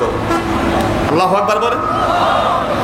রাজা মেহেরবানি করে আপনি লোকমানকে কিছু ইন্টারভিউ নিয়ে দেখেন না, সে কত জ্ঞানী। আমরা কোনদিন লোকমানকে রাস্তার পাশে দাঁড়াইয়া বৈশা প্রস্রাব করতে দেখি না। আল্লাহু আকবার। কোনদিন আমরা লোকমানকে থুতু ফেলতে দেখি নাই। আল্লাহু আকবার বলে। এত ভালো একজন মানুষ, যেই লোকমান এই পৃথিবীতে প্রায় 5000 নবীর খেদমত করেছেন। সুবহানাল্লাহ বলে। বন্ধুরা আমার, লুকমান হাকিম রাজার রাখাল হিসেবে খেদমত করা শুরু করেছেন। রাজা বললেন, লোকমান আসো। তাফসিরে ইবনে কাসিরের 1333 পৃষ্ঠার মধ্যে কাহিনী লেখা। কাহিনীর তো সূত্র থাকা লাগবে, ঠিক কিনা জোরে বলেন।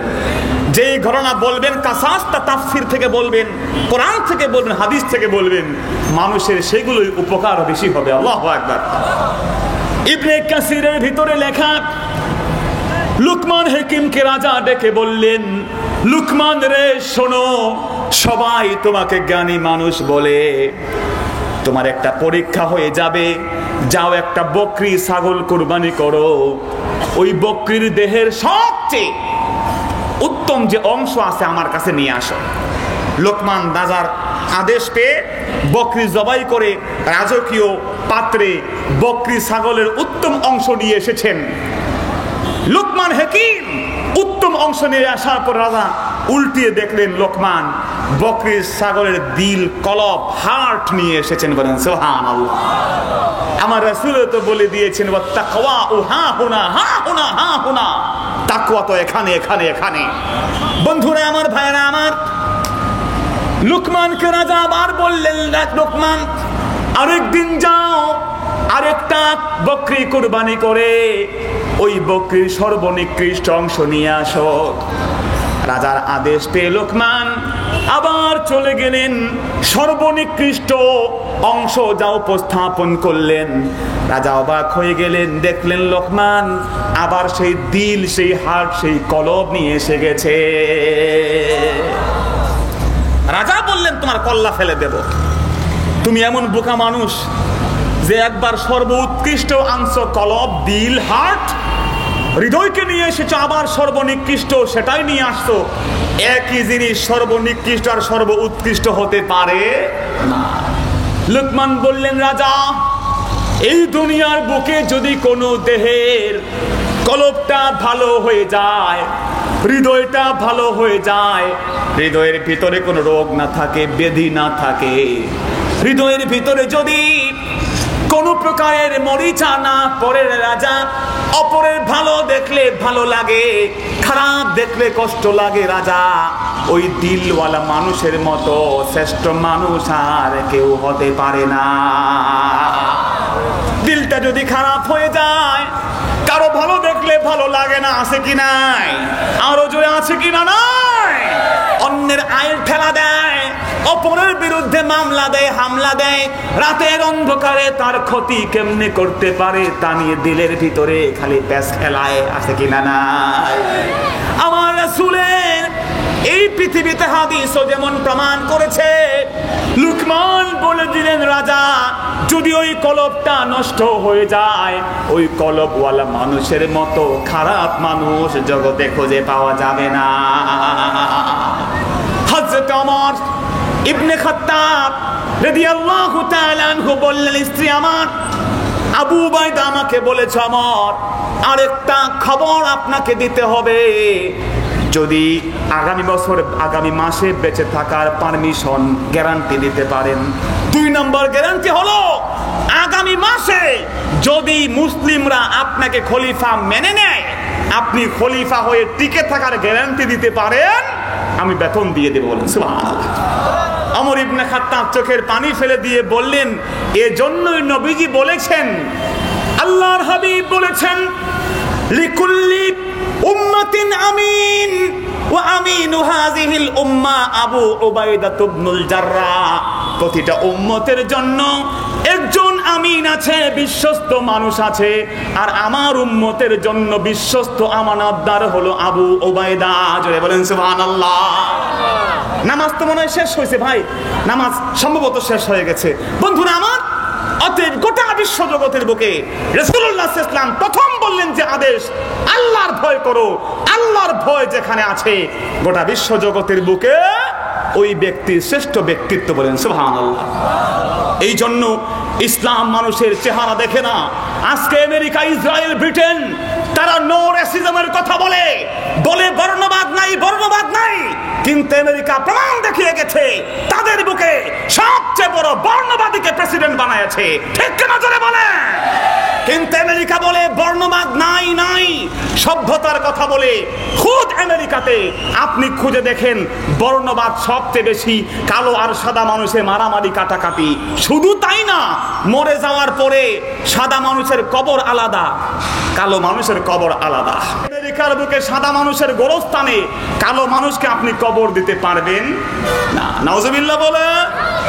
আমার নবীজি বলেছেন, খবরদার খবরদার, রং, চেহারা এগুলো আল্লাহ পাক এর দিকে দৃষ্টিপাত করবেন না।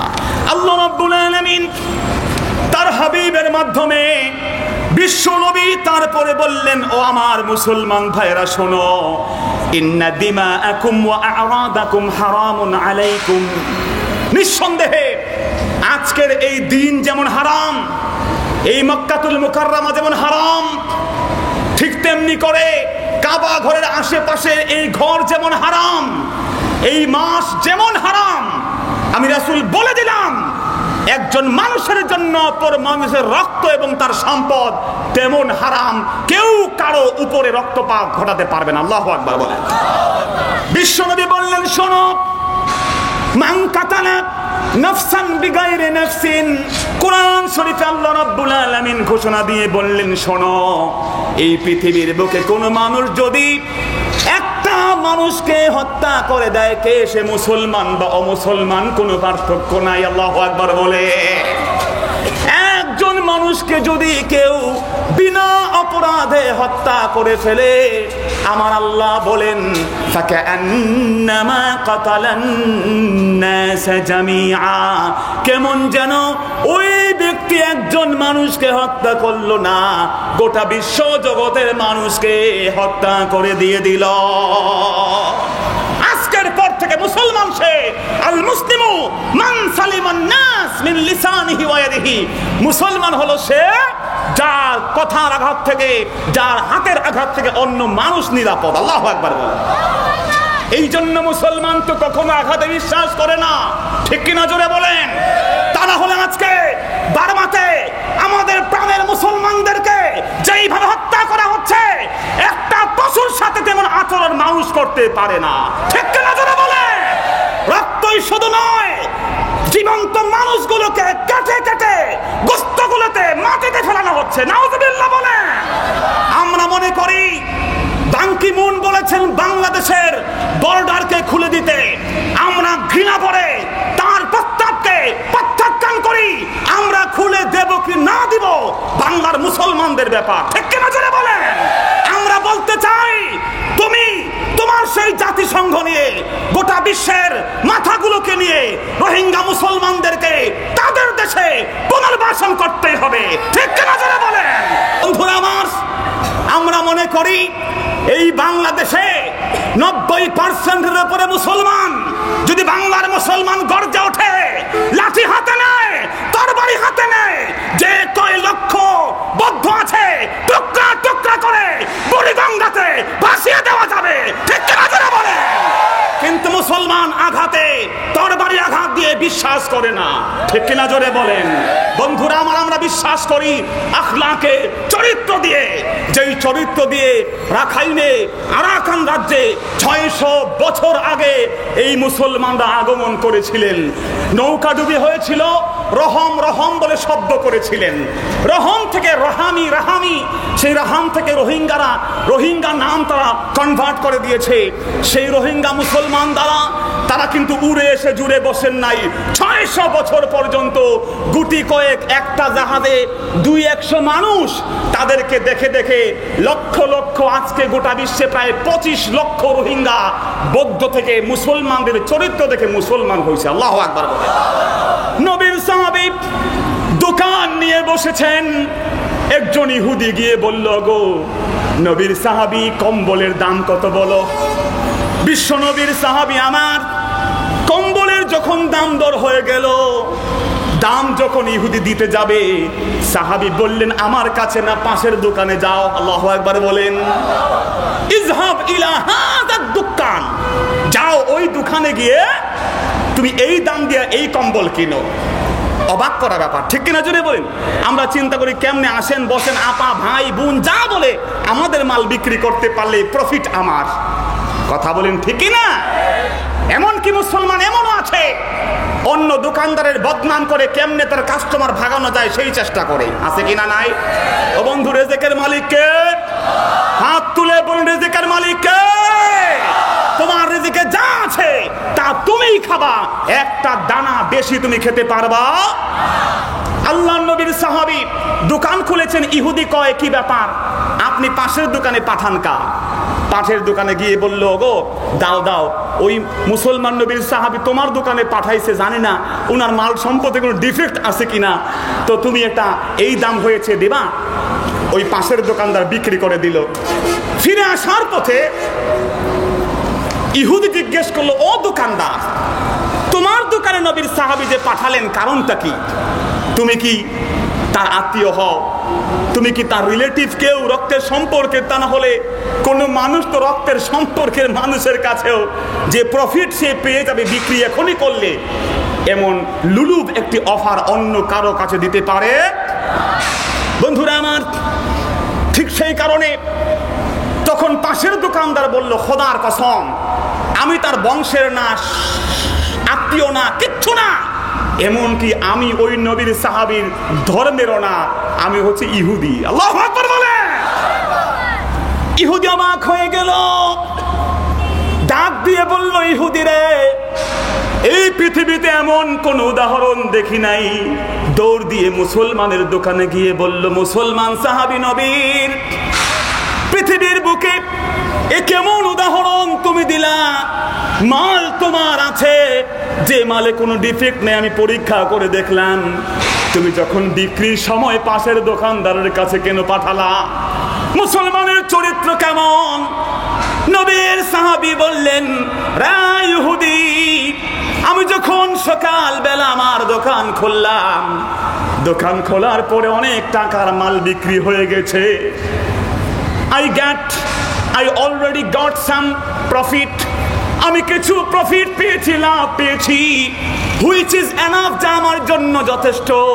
কিন্তু আমি লক্ষ্য করে দেখলাম পাশের দোকানের ইহুদিও দোকান খুলেছে, সকাল থেকে একটা মালও তার দোকান থেকে বিক্রি হয় না।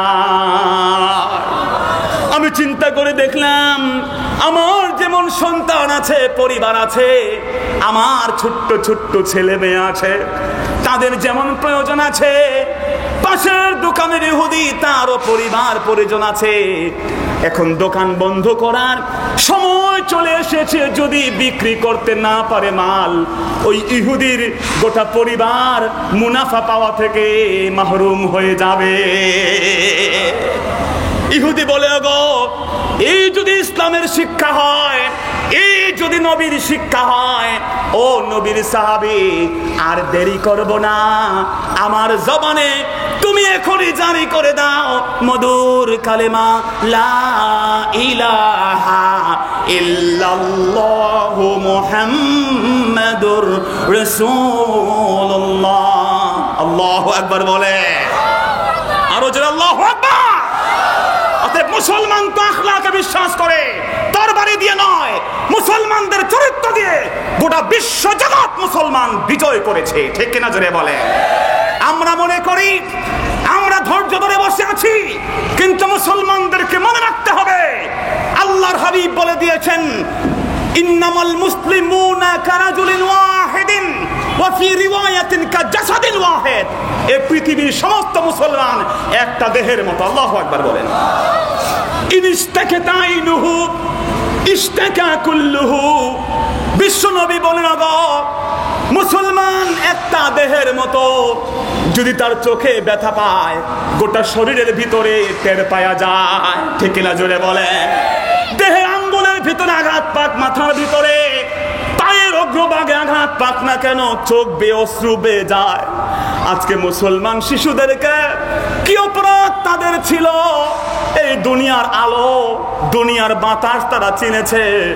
সন্ত্রাসীরা তোমরা বলো জগতের সমস্ত প্রাণী সুখে থাকুক, কিন্তু তোমাদের হাতে অস্ত্র। মুসলমান শিশুদেরকে জবাই করে তোমাদের ডাইনিং টেবিলে নিয়ে গিয়েছ। আল্লাহু আকবার বলে, নাউজুবিল্লাহ বলে। বন্ধুরা আমার, সেই মুসলমানদের অত্যাচার দেখে যদি একজন মুসলমানের চোখে পানি না আসে, হৃদয়ে তার ক্ষরণ তৈরি না হয়, ওই মুসলমানদের রক্ষার জন্য তার বুকের রক্ত টকবক না করে সে মুসলমান হতে পারে না, ঠিক কিনা যারা বলে। আমরা বলবো এই আন্দোলন, এই কথা কেবলমাত্র কোন আলেমের নয়, খতিবের নয়, ইমামের নয়, মুয়াজ্জিনের নয়, আমাদের সরকার মুসলমান, তাদেরকেও কবরে মুসলমান পরিচয় দিয়ে যেতে হবে, ঠিক কিনা যারা বলে। সরকারকে হুমকি দিতে হবে, ধমকি দিতে হবে। যদি সেই প্ল্যাটফর্ম তৈরি হয়, বাংলার মুসলমানরা সরকারের নেতৃত্বে মায়ানমারের বিরুদ্ধে অস্ত্র তুলে নিতে বাংলার মুজাহিদ মুসলমানরা প্রস্তুত আছে, ঠিক কিনা যারা বলে। ভাইয়েরা আমার, সেজন্য তাদেরকে বলতে হবে, খবরদার আর একটা মুসলমান রক্ত যদি এই জমিনে ঝরে, তোমাদের এই ধর্মের মানুষেরাও কিন্তু হেফাজতে থাকতে পারবে না। কথা বলেন, ঠিক কিনা? বন্ধুরা আমার, যদি সেই ক্ষরণ তৈরি না হয়, সেই তাকওয়ার ভয় এবং সে ভয়ের বিনিময়ে ইমানের যে স্রোত আছে অন্য মুসলমানের জন্য, যেমন তার মাল ও সম্পদ, গোটা বিশ্ব জগতের মানুষের হেফাজত মুসলমানের কাছে। আল্লাহু আকবার বলেন। বন্ধুরা আমার, গোটা বিশ্ব জগতের বুকে আমার রাসূল বলে দিলেন, খবরদার খবরদার, তোমাদের মাল, তোমাদের সম্পদ অন্য মুসলমানের, অন্য মানুষের তোমাদের কাছে নিরাপদ। আল্লাহু আকবার বলেন। নবীজি আমার সাল্লাল্লাহু আলাইহি ওয়াসাল্লামের কাছে তো মানুষ তেমন নিরাপদ মনে করত। আল্লাহু আকবার। আপনারা জানেন, মক্কা বিজয়ের পরে সেই বুড়ি মা তার মাল সম্পদ কাঁধে নিয়ে দৌড়ায়। আমার নবীজিকে চিনে না। নবীজি বললেন, বুড়ি মা কোথায় দৌড়াও? যুবক, তোমার কি জ্ঞান নাই রে? তুমি কি জানো না আব্দুল্লাহর বেটা মুহাম্মদ মক্কা দখল করে নিয়েছে? কে বৃদ্ধ, কে যুবক, কে শিশু কাউকে মানবে না, হত্যা করে ফেলবে। নবীজি আমার বলেন, বুড়া মা, তোমার মাথার উপরে এত বড় বোঝা, কষ্ট হয় তোমার বেয়ে নিতে। আমাকে যদি হুকুম দাও, অনুমতি দাও, আমি তোমাকে নিরাপদে পৌঁছে দিয়ে দেব। আল্লাহর নবী নিয়ে গেলেন। বন্ধুরা আমার, বুড়ি মা যখন নবীর সহায়তা পেয়ে পৌঁছে গেল, কিছু হাদিয়া দিতে চাইল। নবী বলেন, আমরা এমন মানুষ, আমরা কোনো কাজের বিনিময়ে নেই না। অবাক হয়ে গিয়ে বলল, গো যুবক, তোমার পরিচয় কি? এই দুনিয়ার বুকে মক্কায় বড় হয়েছি, আমি নিরাপদ আশ্রয় খুঁজে বের করলাম, এমন তো কোন যুবককে আমি দেখি নাই। আল্লাহু আকবার বলেন। আমার নবী বললেন, বুড়িমা তুমি যেই মোহাম্মদ আব্দুল্লাহর বেটার ভয় পেয়ে তুমি নিরাপদ আশ্রয় খোঁজা শুরু করেছো, আল্লাহর কসম আমি সেই আব্দুল্লাহর বেটা মুহাম্মাদুর রাসূলুল্লাহ। ভাইয়েরা, আমার আচরণ দেখে অবাক হয়ে গেছে। নবীর সাহাবীর আচরণ দেখে ওই ইহুদি বলল, গো নবীর সাহাবী, এই বুঝি তোমাদের শিক্ষা? এসেছিল নবীর সাহাবীর কাছে দুনিয়ার একটা মাল কিনতে, নবীর সাহাবীর কাছ থেকে আল্লাহর জান্নাতটা কিনে নিয়ে গেছে। আল্লাহু আকবার। 1 লাখ দিয়ে চরিত্র দিয়ে মুসলমান অন্য মুসলমানকে অবাক করে দিয়েছেন, তারা মুসলমান হতে বাধ্য হয়েছে। আল্লাহু আকবার। নবীর সাহাবীরা যেমনটি করেছেন আমার রাসূল করেছেন। হ্যাঁ বন্ধুরা আমার, নবী যখন এই পরিচয় দিলেন, বুড়িমা জবাব দিল, মুহাম্মদ তুমি যদি মুহাম্মদ হও তাহলে আরবের গোষ্ঠীর মানুষেরা, আরবের মানুষেরা তথ্য সন্ত্রাস করেছে, তোমার বিরুদ্ধে বাজে কথা বলেছে। তুমি যদি মুহাম্মদ হও গো, তোমার প্রচারিত ধর্ম সত্য, এই বুড়া বয়সে আমি আর বিধর্মী থাকতে চাই না, হতে চাই মুসলমান। বন্ধুরা আমার, রাসূল আকরাম সাল্লাল্লাহু আলাইহি ওয়াসাল্লাম তার ভাষণে এইভাবে অন্য মানুষের জান ও মালকে তিনি বলে দিয়েছেন নিরাপদ। তোমার নিজের সম্পদ যেমন নিরাপদ, তোমার এই জগতের মধ্যে অন্যের আমানত যেমন থাকবে, আমানতগুলোকে সঠিকভাবে পৌঁছে দেবা, আমানতের কোনো খিয়ানত করবা না। রাসূল পাক বললেন, লা তুজলিমুনা ওয়ালা তুজলামুন, তোমরা কারোর উপরে জুলুম করবা না, জুলুম না করলে তোমরাও জুলুমের শিকার হবা না। আল্লাহু আকবার বলেন। আল্লাহর নবী বললেন, আমানত থাকলে ফিরাইয়া দিবা, আমানত যদি থাকে আমানতের খেয়ানত করবা না। মুনাফিক চিনার আলামত হলো 3টি। আলামাতুল মুনাফিকি সালাস। বিশ্বনবী বলেন 3টা আলামত পেলে মুনাফিক হয়ে যাবে। তার মধ্যে একটি হলো যখন তার কাছে ওয়া ইযা উতুমিনা খান, যখন তার কাছে কোনো আমানত রাখা হয় ওই আমানতের সে খেয়ানত করে। নাউজুবিল্লাহ বলেন। খবরদার খবরদার, আমানতের কখনো খেয়ানত করবা, জোরে বলেন করবা।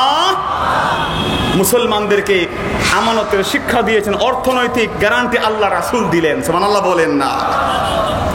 আল্লাহর নবী তারপরে বলেন, মুসলমানের সংক্ষেপ করে বলি, আল্লাহর হাবিব বলেন, রে আমার মুসলমানরা শোনো, আইয়ুহান নাস ইন্নাশ শাইতানা কাদ ইয়াইসা আইয়ুবাদা ফি আরদিকুম হাযা।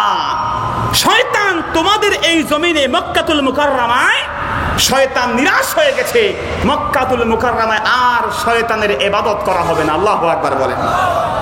তবে হে একটা কথা মনে রাখবা, তোমাদের মধ্যে যেন অহংকার না চলে আসে, ইবাদত করতে করতে যেন গরিমা চলে না আসে। যদি ইবাদত করতে করতে গরিমা এসে যায় তাহলে বিপদ হয়ে যাবে। আল্লাহু আকবার বলেন।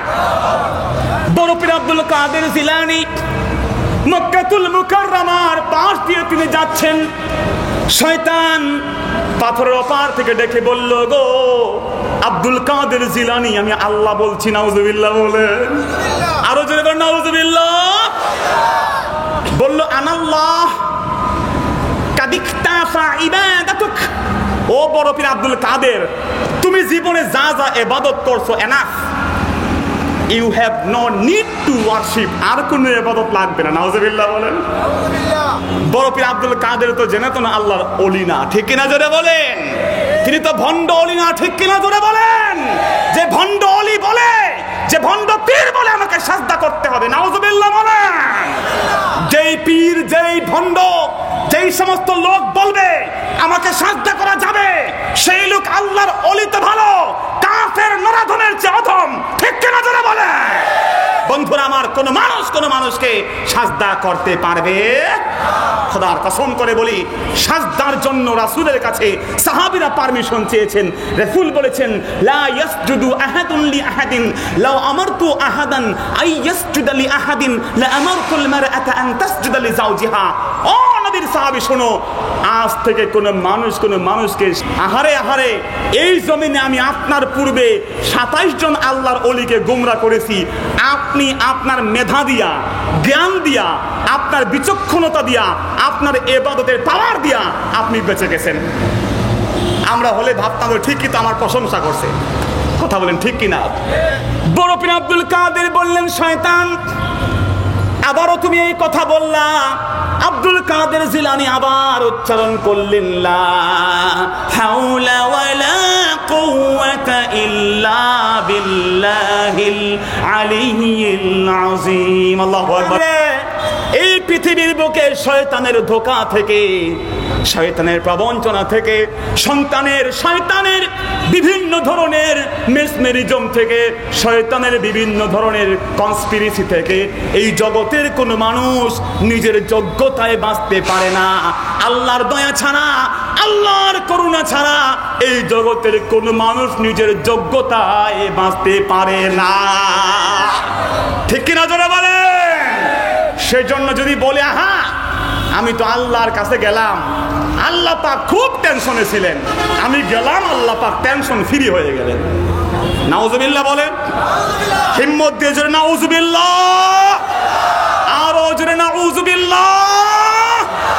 বন্ধুরা আমার, দোস্তরা আমার, খোদার কসম করে বলি, নবীজি আমার বললেন, সাহাবেরা এই জমিন আর শয়তানের ইবাদত হবে না, কিন্তু তোমরা অহংকারী হয়ে যেও না।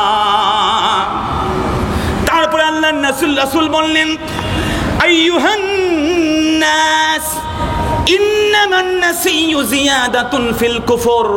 শোনো আমার উম্মতেরা, মাসের ভিতরে এক্সচেঞ্জ করা কুফুরির মধ্যে সেরা কুফুরি। মাসের মধ্যে এক্সচেঞ্জ করা মানে হলো, আল্লাহর হাবিব কোরআনে পাকের মাধ্যমে বলে দিয়েছেন 4টা মাসে যুদ্ধ বিগ্রহ হারাম। ঠিক কিনা জোরে বল?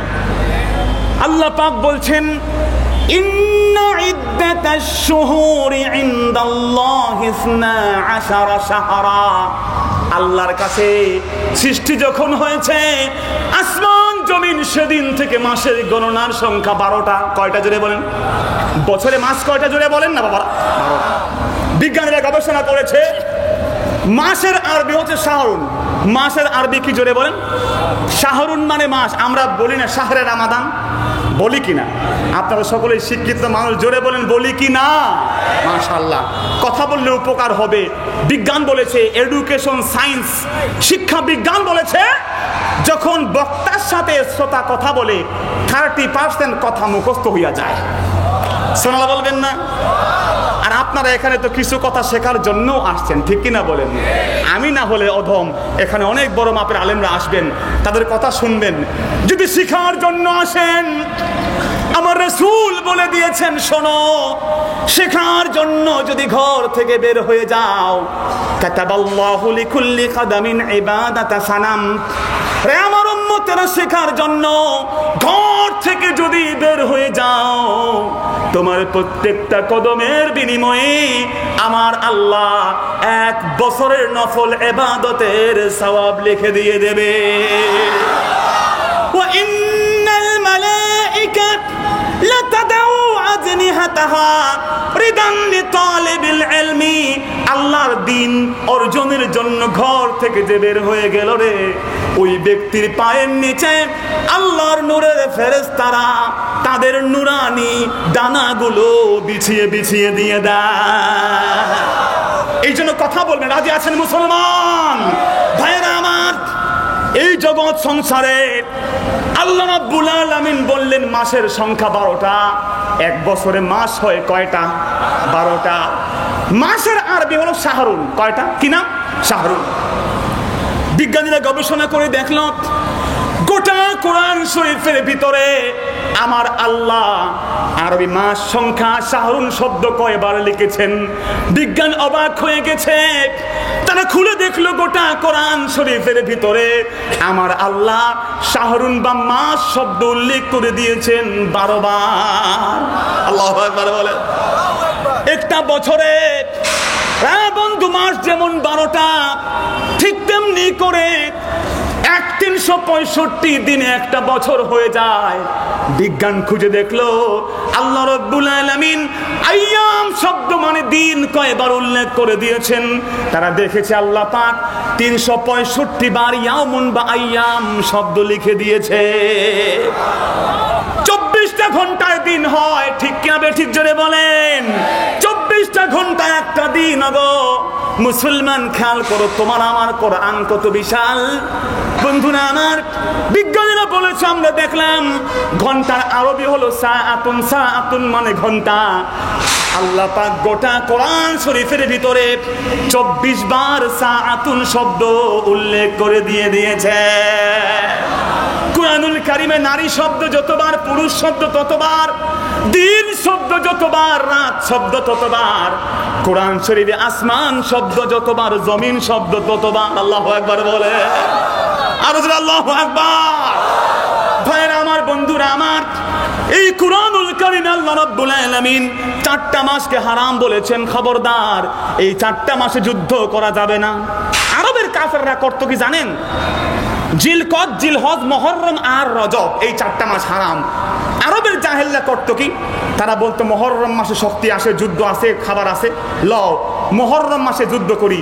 এই মুহররম মাসের জায়গায় রমজানকে রিপ্লেস করে দিব। নাউজুবিল্লাহ বলে, যে বলেন নাউজুবিল্লাহ।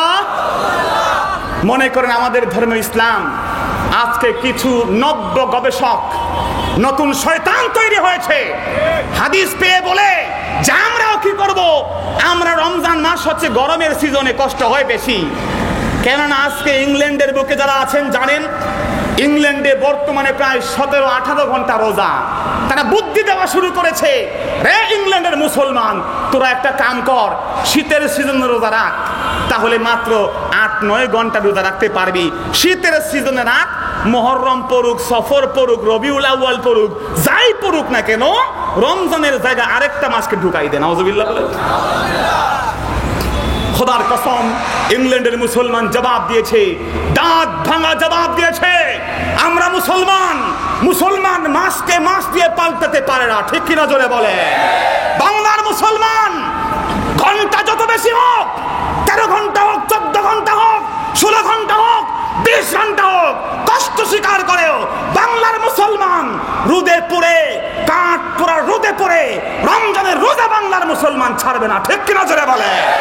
আমরা সেই মুসলমান। আল্লাহু আকবার বলেন।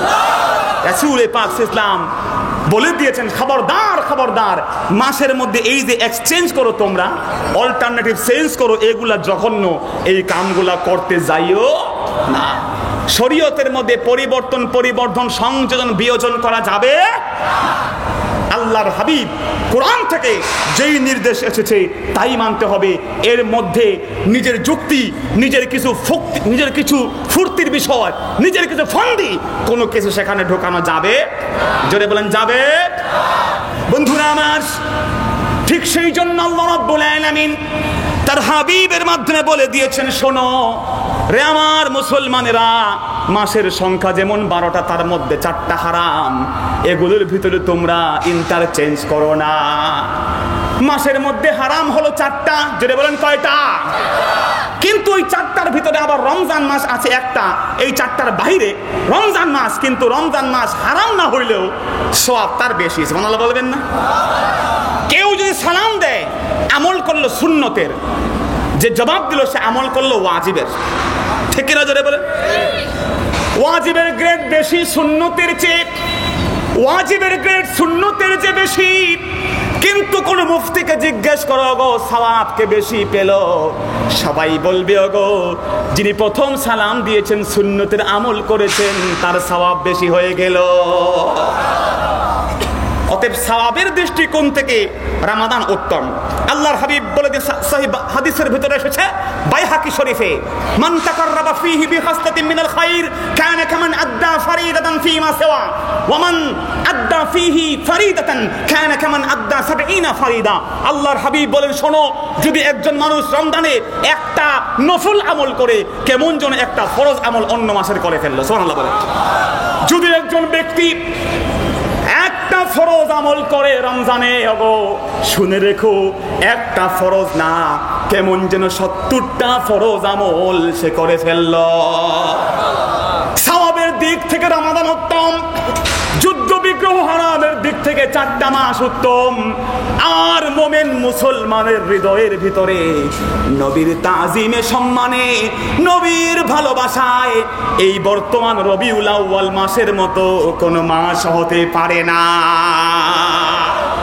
রবিউল আউয়াল মাস সম্মান পাওয়ার দিক দিক থেকে শ্রেষ্ঠ। আল্লাহু আকবার। বন্ধুরা আমার, রাসূল বললেন তারপরে আম্মা বাদ আইয়ুহান নাস ইন্না নিসাআকুম আলাইকুম হাক্কা ওয়া লাকুম আলাইহিন্না হাক্কুন। শুনে রাখো রে মুসলমান, তোমাদের যেমন নারীদের উপর অধিকার আছে, নারীদের তোমাদের উপরে অধিকার আছে। বলেন সুবহানাল্লাহ। নারীরা মায়ের জাত।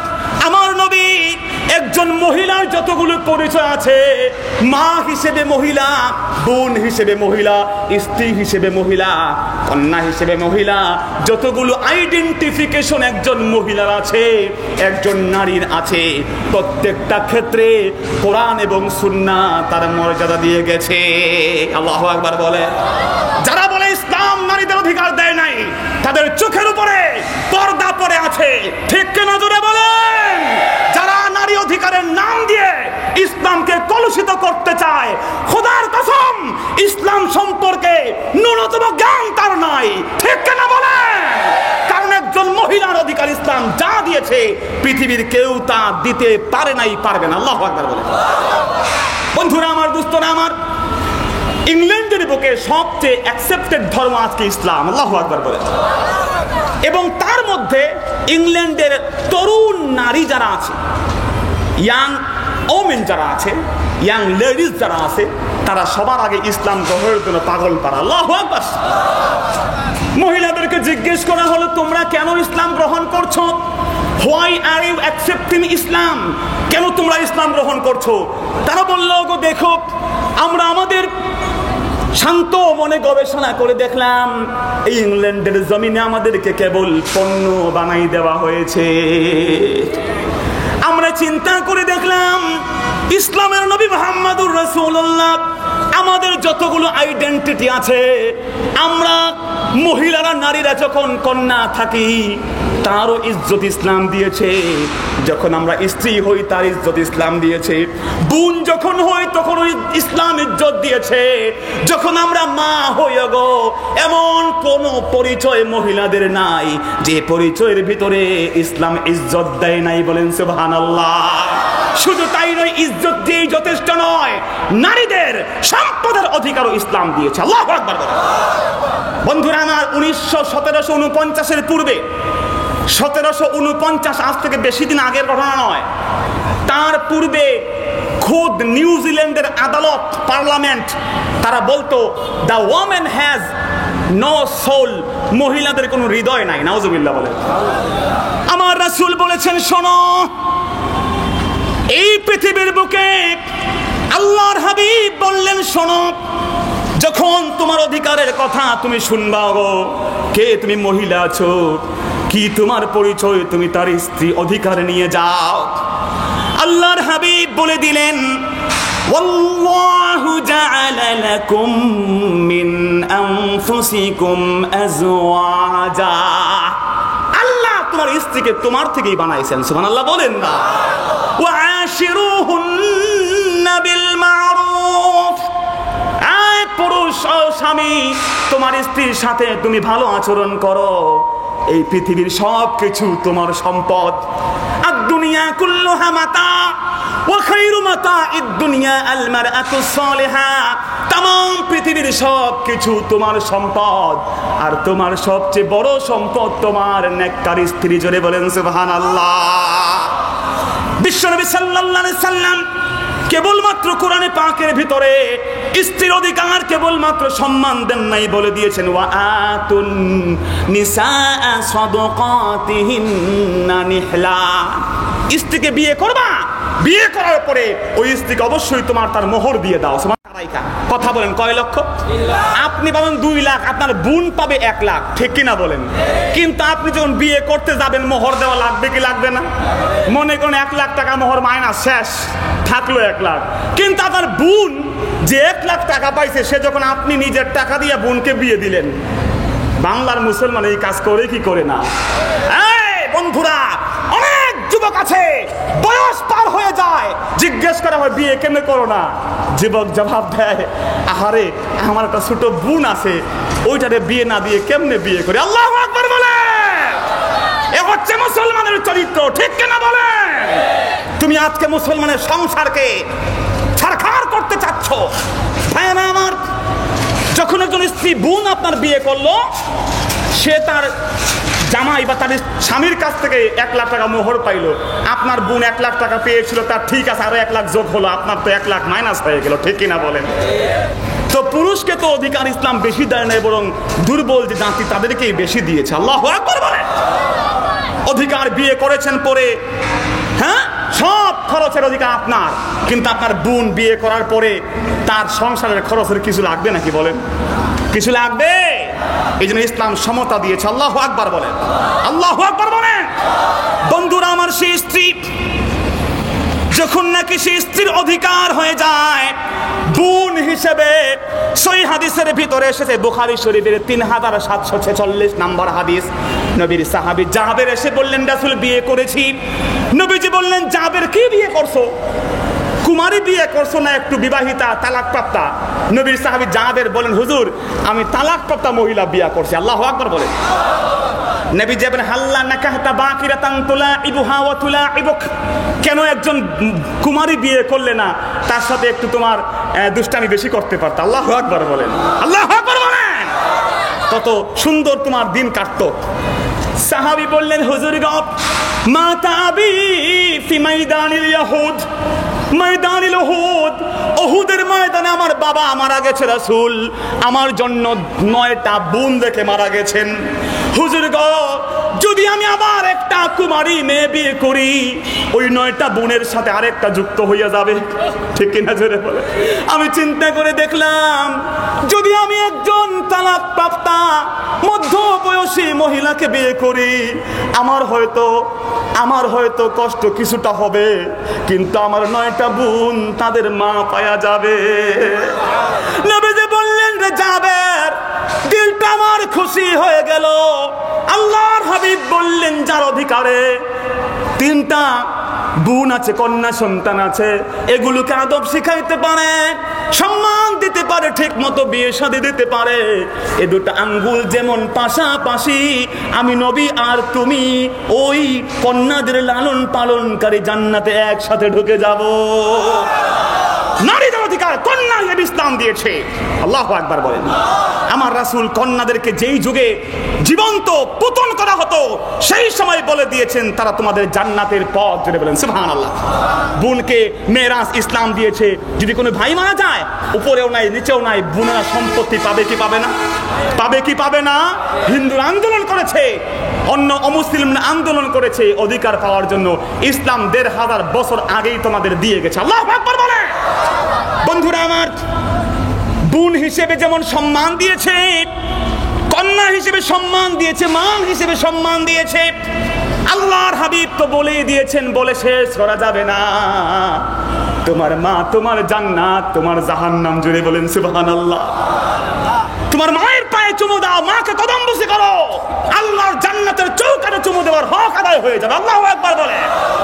ফাতওয়ায়ে শামিতে এসেছে হাদিস, বিশ্বনবী বলেন, মান কাব্বালা কাদামাই উম্মিকা ফাকান্নামা কাব্বালা আতাবাতাল জান্নাহ, যে তার মায়ের পায়ে কদমবুসি করে, কেমন যেন মায়ের পা নয়, আল্লাহর জান্নাতের চৌকাঠে চুমু দিয়ে ফেলল।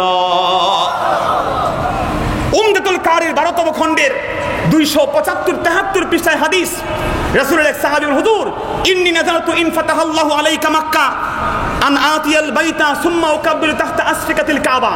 নবী, আমি মান্নত করেছি। হাদিস, এটা কি জোরে বলেন? সাজদা করা হারাম, সাজদা করা হারাম, সাজদা করা হারাম, কোনো সন্দেহ নাই। কদমবুসি করা জায়েজ, যদি কেউ ভালো না লাগে করবেন না, অসুবিধার কিছু নাই, কিন্তু জায়েজকে না জায়েজ বানাবেন। খোদার কসম, রাসূলে পাককে তার সাহাবীরা কদমবুসি করেছেন, আবু দাউদের 709 পৃষ্ঠায় আছে। আল্লাহু আকবার বলেন। আমরা ইখতিলাফ করব না, যদি ভালো না লাগে আপনি করবেন না, কোনো অসুবিধা নাই, কিন্তু মহব্বতে কেউ যদি সোজা হয়ে বসে, মাথা ঠিক রেখে পা ছুঁয়ে সালাম করে, এটাকে নাজায়েজ বলবেন না। ইমাম বুখারীর কিতাব আল আদাবুল মুফরাদের ভিতরেও 137 নম্বর হাদিস, আলী রাদিয়াল্লাহু আনহু তার চাচা আব্বাসকে কদমবুসি করেছেন। সুবহানাল্লাহ বলেন। আল্লাহর নবী বলেন, সাহাবী আমার যাও। নবীর সাহাবী বললেন, হুজুর গো, যদি মক্কা বিজয় হয় আমি ও রাসূল, আমি কসম করেছিলাম আমি আপনার ঘর আল্লাহর ঘরের চৌকাঠে চুমু খাবো। নবী বললেন যাও। সাহাবী কয় হুজুর আমি তো দুর্বল, কোনো ভিন্ন কোনো অপশন আছে নাকি? রাসূল বললেন সাহাবী আমার ভিন্ন অপশন কি আর বলবো, তোমার মা জিন্দা আছে? সাহাবী কয় হুজুর আমি যাইতে পারি না, আম্মার ব্যাপারে জিজ্ঞান কে? ঠিক কি না জোরে বলেন? নবীজি বললেন সাহাবীরা আমার, আল্লামা বদরুদ্দিন আইনি হাদিস নকল করে দিয়েছেন উমনাতুল কারির ভিতরে 16 খণ্ডের ব্যাখ্যা 12 নম্বর খণ্ডের 273 পৃষ্ঠা। নবীজি বললেন কাব্বিল কাদামাই উম্মিকা, ও আমার সাহাবী যাও যাও, কাবা শরীফে যাওয়া লাগবে না, তোমার মায়ের কাছে যাও, মাকে কদম বুসি করো, আল্লাহর ঘরের চৌকাঠে চুমু দেওয়ার হক আদায় হয়ে যাবে। মায়ের হক ইসলাম দিয়েছে, ঠিক কিনা জোরে বলেন? নারীর অধিকার ইসলাম দিয়েছে রাসূলে পাক। তারপরে আল্লাহ রাসূল সাল্লাল্লাহু আলাইহি সাল্লাম রিবা সুদকে হারাম করেছেন। আল্লাহু আকবার বলেন। আমেরিকাতে আমি শেষ করি, আরো ভাই 2 মিনিট। এই জগতের বুকে আমেরিকায় গত 2 বছরে 273টি ব্যাংক বন্ধ হয়ে গেছে। আল্লাহু আকবার বলেন। তারা বলেছে হাই রেট অফ ইন্টারেস্ট, সুদের কারবার দিয়ে আমাদের দেশ উজালা হয়ে যাবে। ঠিক আয়ারল্যান্ড ধ্বংস হয়েছে, বিভিন্ন বড় বড় দেশগুলো দেউলিয়া হয়ে গেছে, কারণ হচ্ছে সুদ। তারা বলেছে ইসলামী ব্যবসা দরকার, ইসলামী ইকোনমিক্স না হলে গোটা বিশ্বজগৎ সরকার হয়ে যাবে, দেউলিয়া হয়ে যাবে। আল্লাহু আকবার বলে। নবীজি বলেন সুদের কারবার করা যাবে। নবীজি বলেন আজ থেকে সুদের কারবার বন্ধ। আমার আল্লাহর কোরআন তো বলছে আতা'মুরুনান নাসা বিল বিররি ওয়া তানসাউনা আনফুসাকুম, তোমরা নিজেরা আমল করো না, খালি ওয়াজ করো হবে না। নবী বলেন আমার চাচারা বাবারা যারা সুদ পান সব বন্ধ, সুদের ব্যবসা আর করা যাবে না। আল্লাহু আকবার বলেন। ইবাদত কবুল হওয়ার 10 ভাগের 9 ভাগ হালাল খাবারের উপর নির্ভরশীল, ঠিক কিনা বলেন? এই জন্য খবরদার, পুস্তকালয়ে আসা মুসলমানরা খবরদার হবেন। ইহুদিরা খেয়াল করেছে মুসলমানের মাহফিল যত হোক সমস্যা নাই, মুসলমানের টুপি যত হোক সমস্যা নাই, মুসলমানের মসজিদ যত হোক সমস্যা নাই, মুসলমানের খাবারকে হারাম বানাতে হবে। নাউজুবিল্লাহ বলেন। খবরদার খবরদার, সন্তান আপনার বিরুদ্ধে মামলা করবে আল্লাহর কোর্টে। আল্লাহ আমার আব্বা আমাকে হালাল খাওয়ায় নাই, হারাম খাইয়ে আমার শরীরটা গড়ে উঠেছে, হারাম আমরা খাবো না। পারা যাবে না মুসলমান? দুহাত তুলে বলেন পারা যাবে না মুসলমান? হারাম স্পর্শ করব? হাত নামান বন্ধুরা আমার। এই স্বীকৃতি নেবেন, আল্লাহ বরকত দেন, আল্লাহ কবুল করুক, বলুন আমিন। রাসূলের পাকের এই বক্তব্য বন্ধুরা এই সংক্ষিপ্ত সময়ে ঘন্টার পর ঘন্টা, মাসের পর মাস বললেও শেষ হওয়ার নয়। রাসূলের পাক যা বলেছেন সংক্ষিপ্ত আকারে বললাম, বুঝতে পারলাম যে রাসূল আকরাম সাল্লাল্লাহু আলাইহি ওয়াসাল্লাম জীবনের যতগুলো দরকার, অর্থনৈতিক দিকের কথা বলেছেন, ব্যক্তিগত দিকের কথা বলেছেন, রাজনৈতিক কথা বলেছেন, আন্তর্জাতিক কথা বলেছেন, রাসূলের পাক সাল্লাল্লাহু আলাইহি ওয়াসাল্লাম সামাজিক কথা বলেছেন। এমন কোনো বিষয় নাই রাসূলের পাক এই বিদায় হজের ভাষণে টাচ করেন নাই। আল্লাহ পাক আমাদেরকে এর থেকে বরকত হাসিল করার তৌফিক দিন, বলুন আমিন। আল্লাহ পাক এই মাহফিলকে কবুল করুন, বলুন আমিন। 41 বছর বয়স এই মাহফিলের, আমাদের অনেকেরই বয়স 41 না, ঠিক কিনা জোরে বলেন? আল্লাহ পাক যারা খেদমত করছেন, আমার মারুফ ভাই আছেন, আরো যারা আছেন, সবাইকে তো চিনি না, কষ্ট পাবেন না। যুগ যুগ থেকে আপনারা এই খেদমত করে এসেছেন, এই পোস্তগোলার মাহফিল জীবন দিয়ে প্রাণ দিয়ে ভালোবাসবেন। এবং মনে রাখবেন মুসলমান, আবারও বলে যাই, যদি মুসলমানদের জন্য সে সুযোগ তৈরি হয়, প্ল্যাটফর্ম তৈরি হয়, মুসলমান ঘরে বসে থাকবো?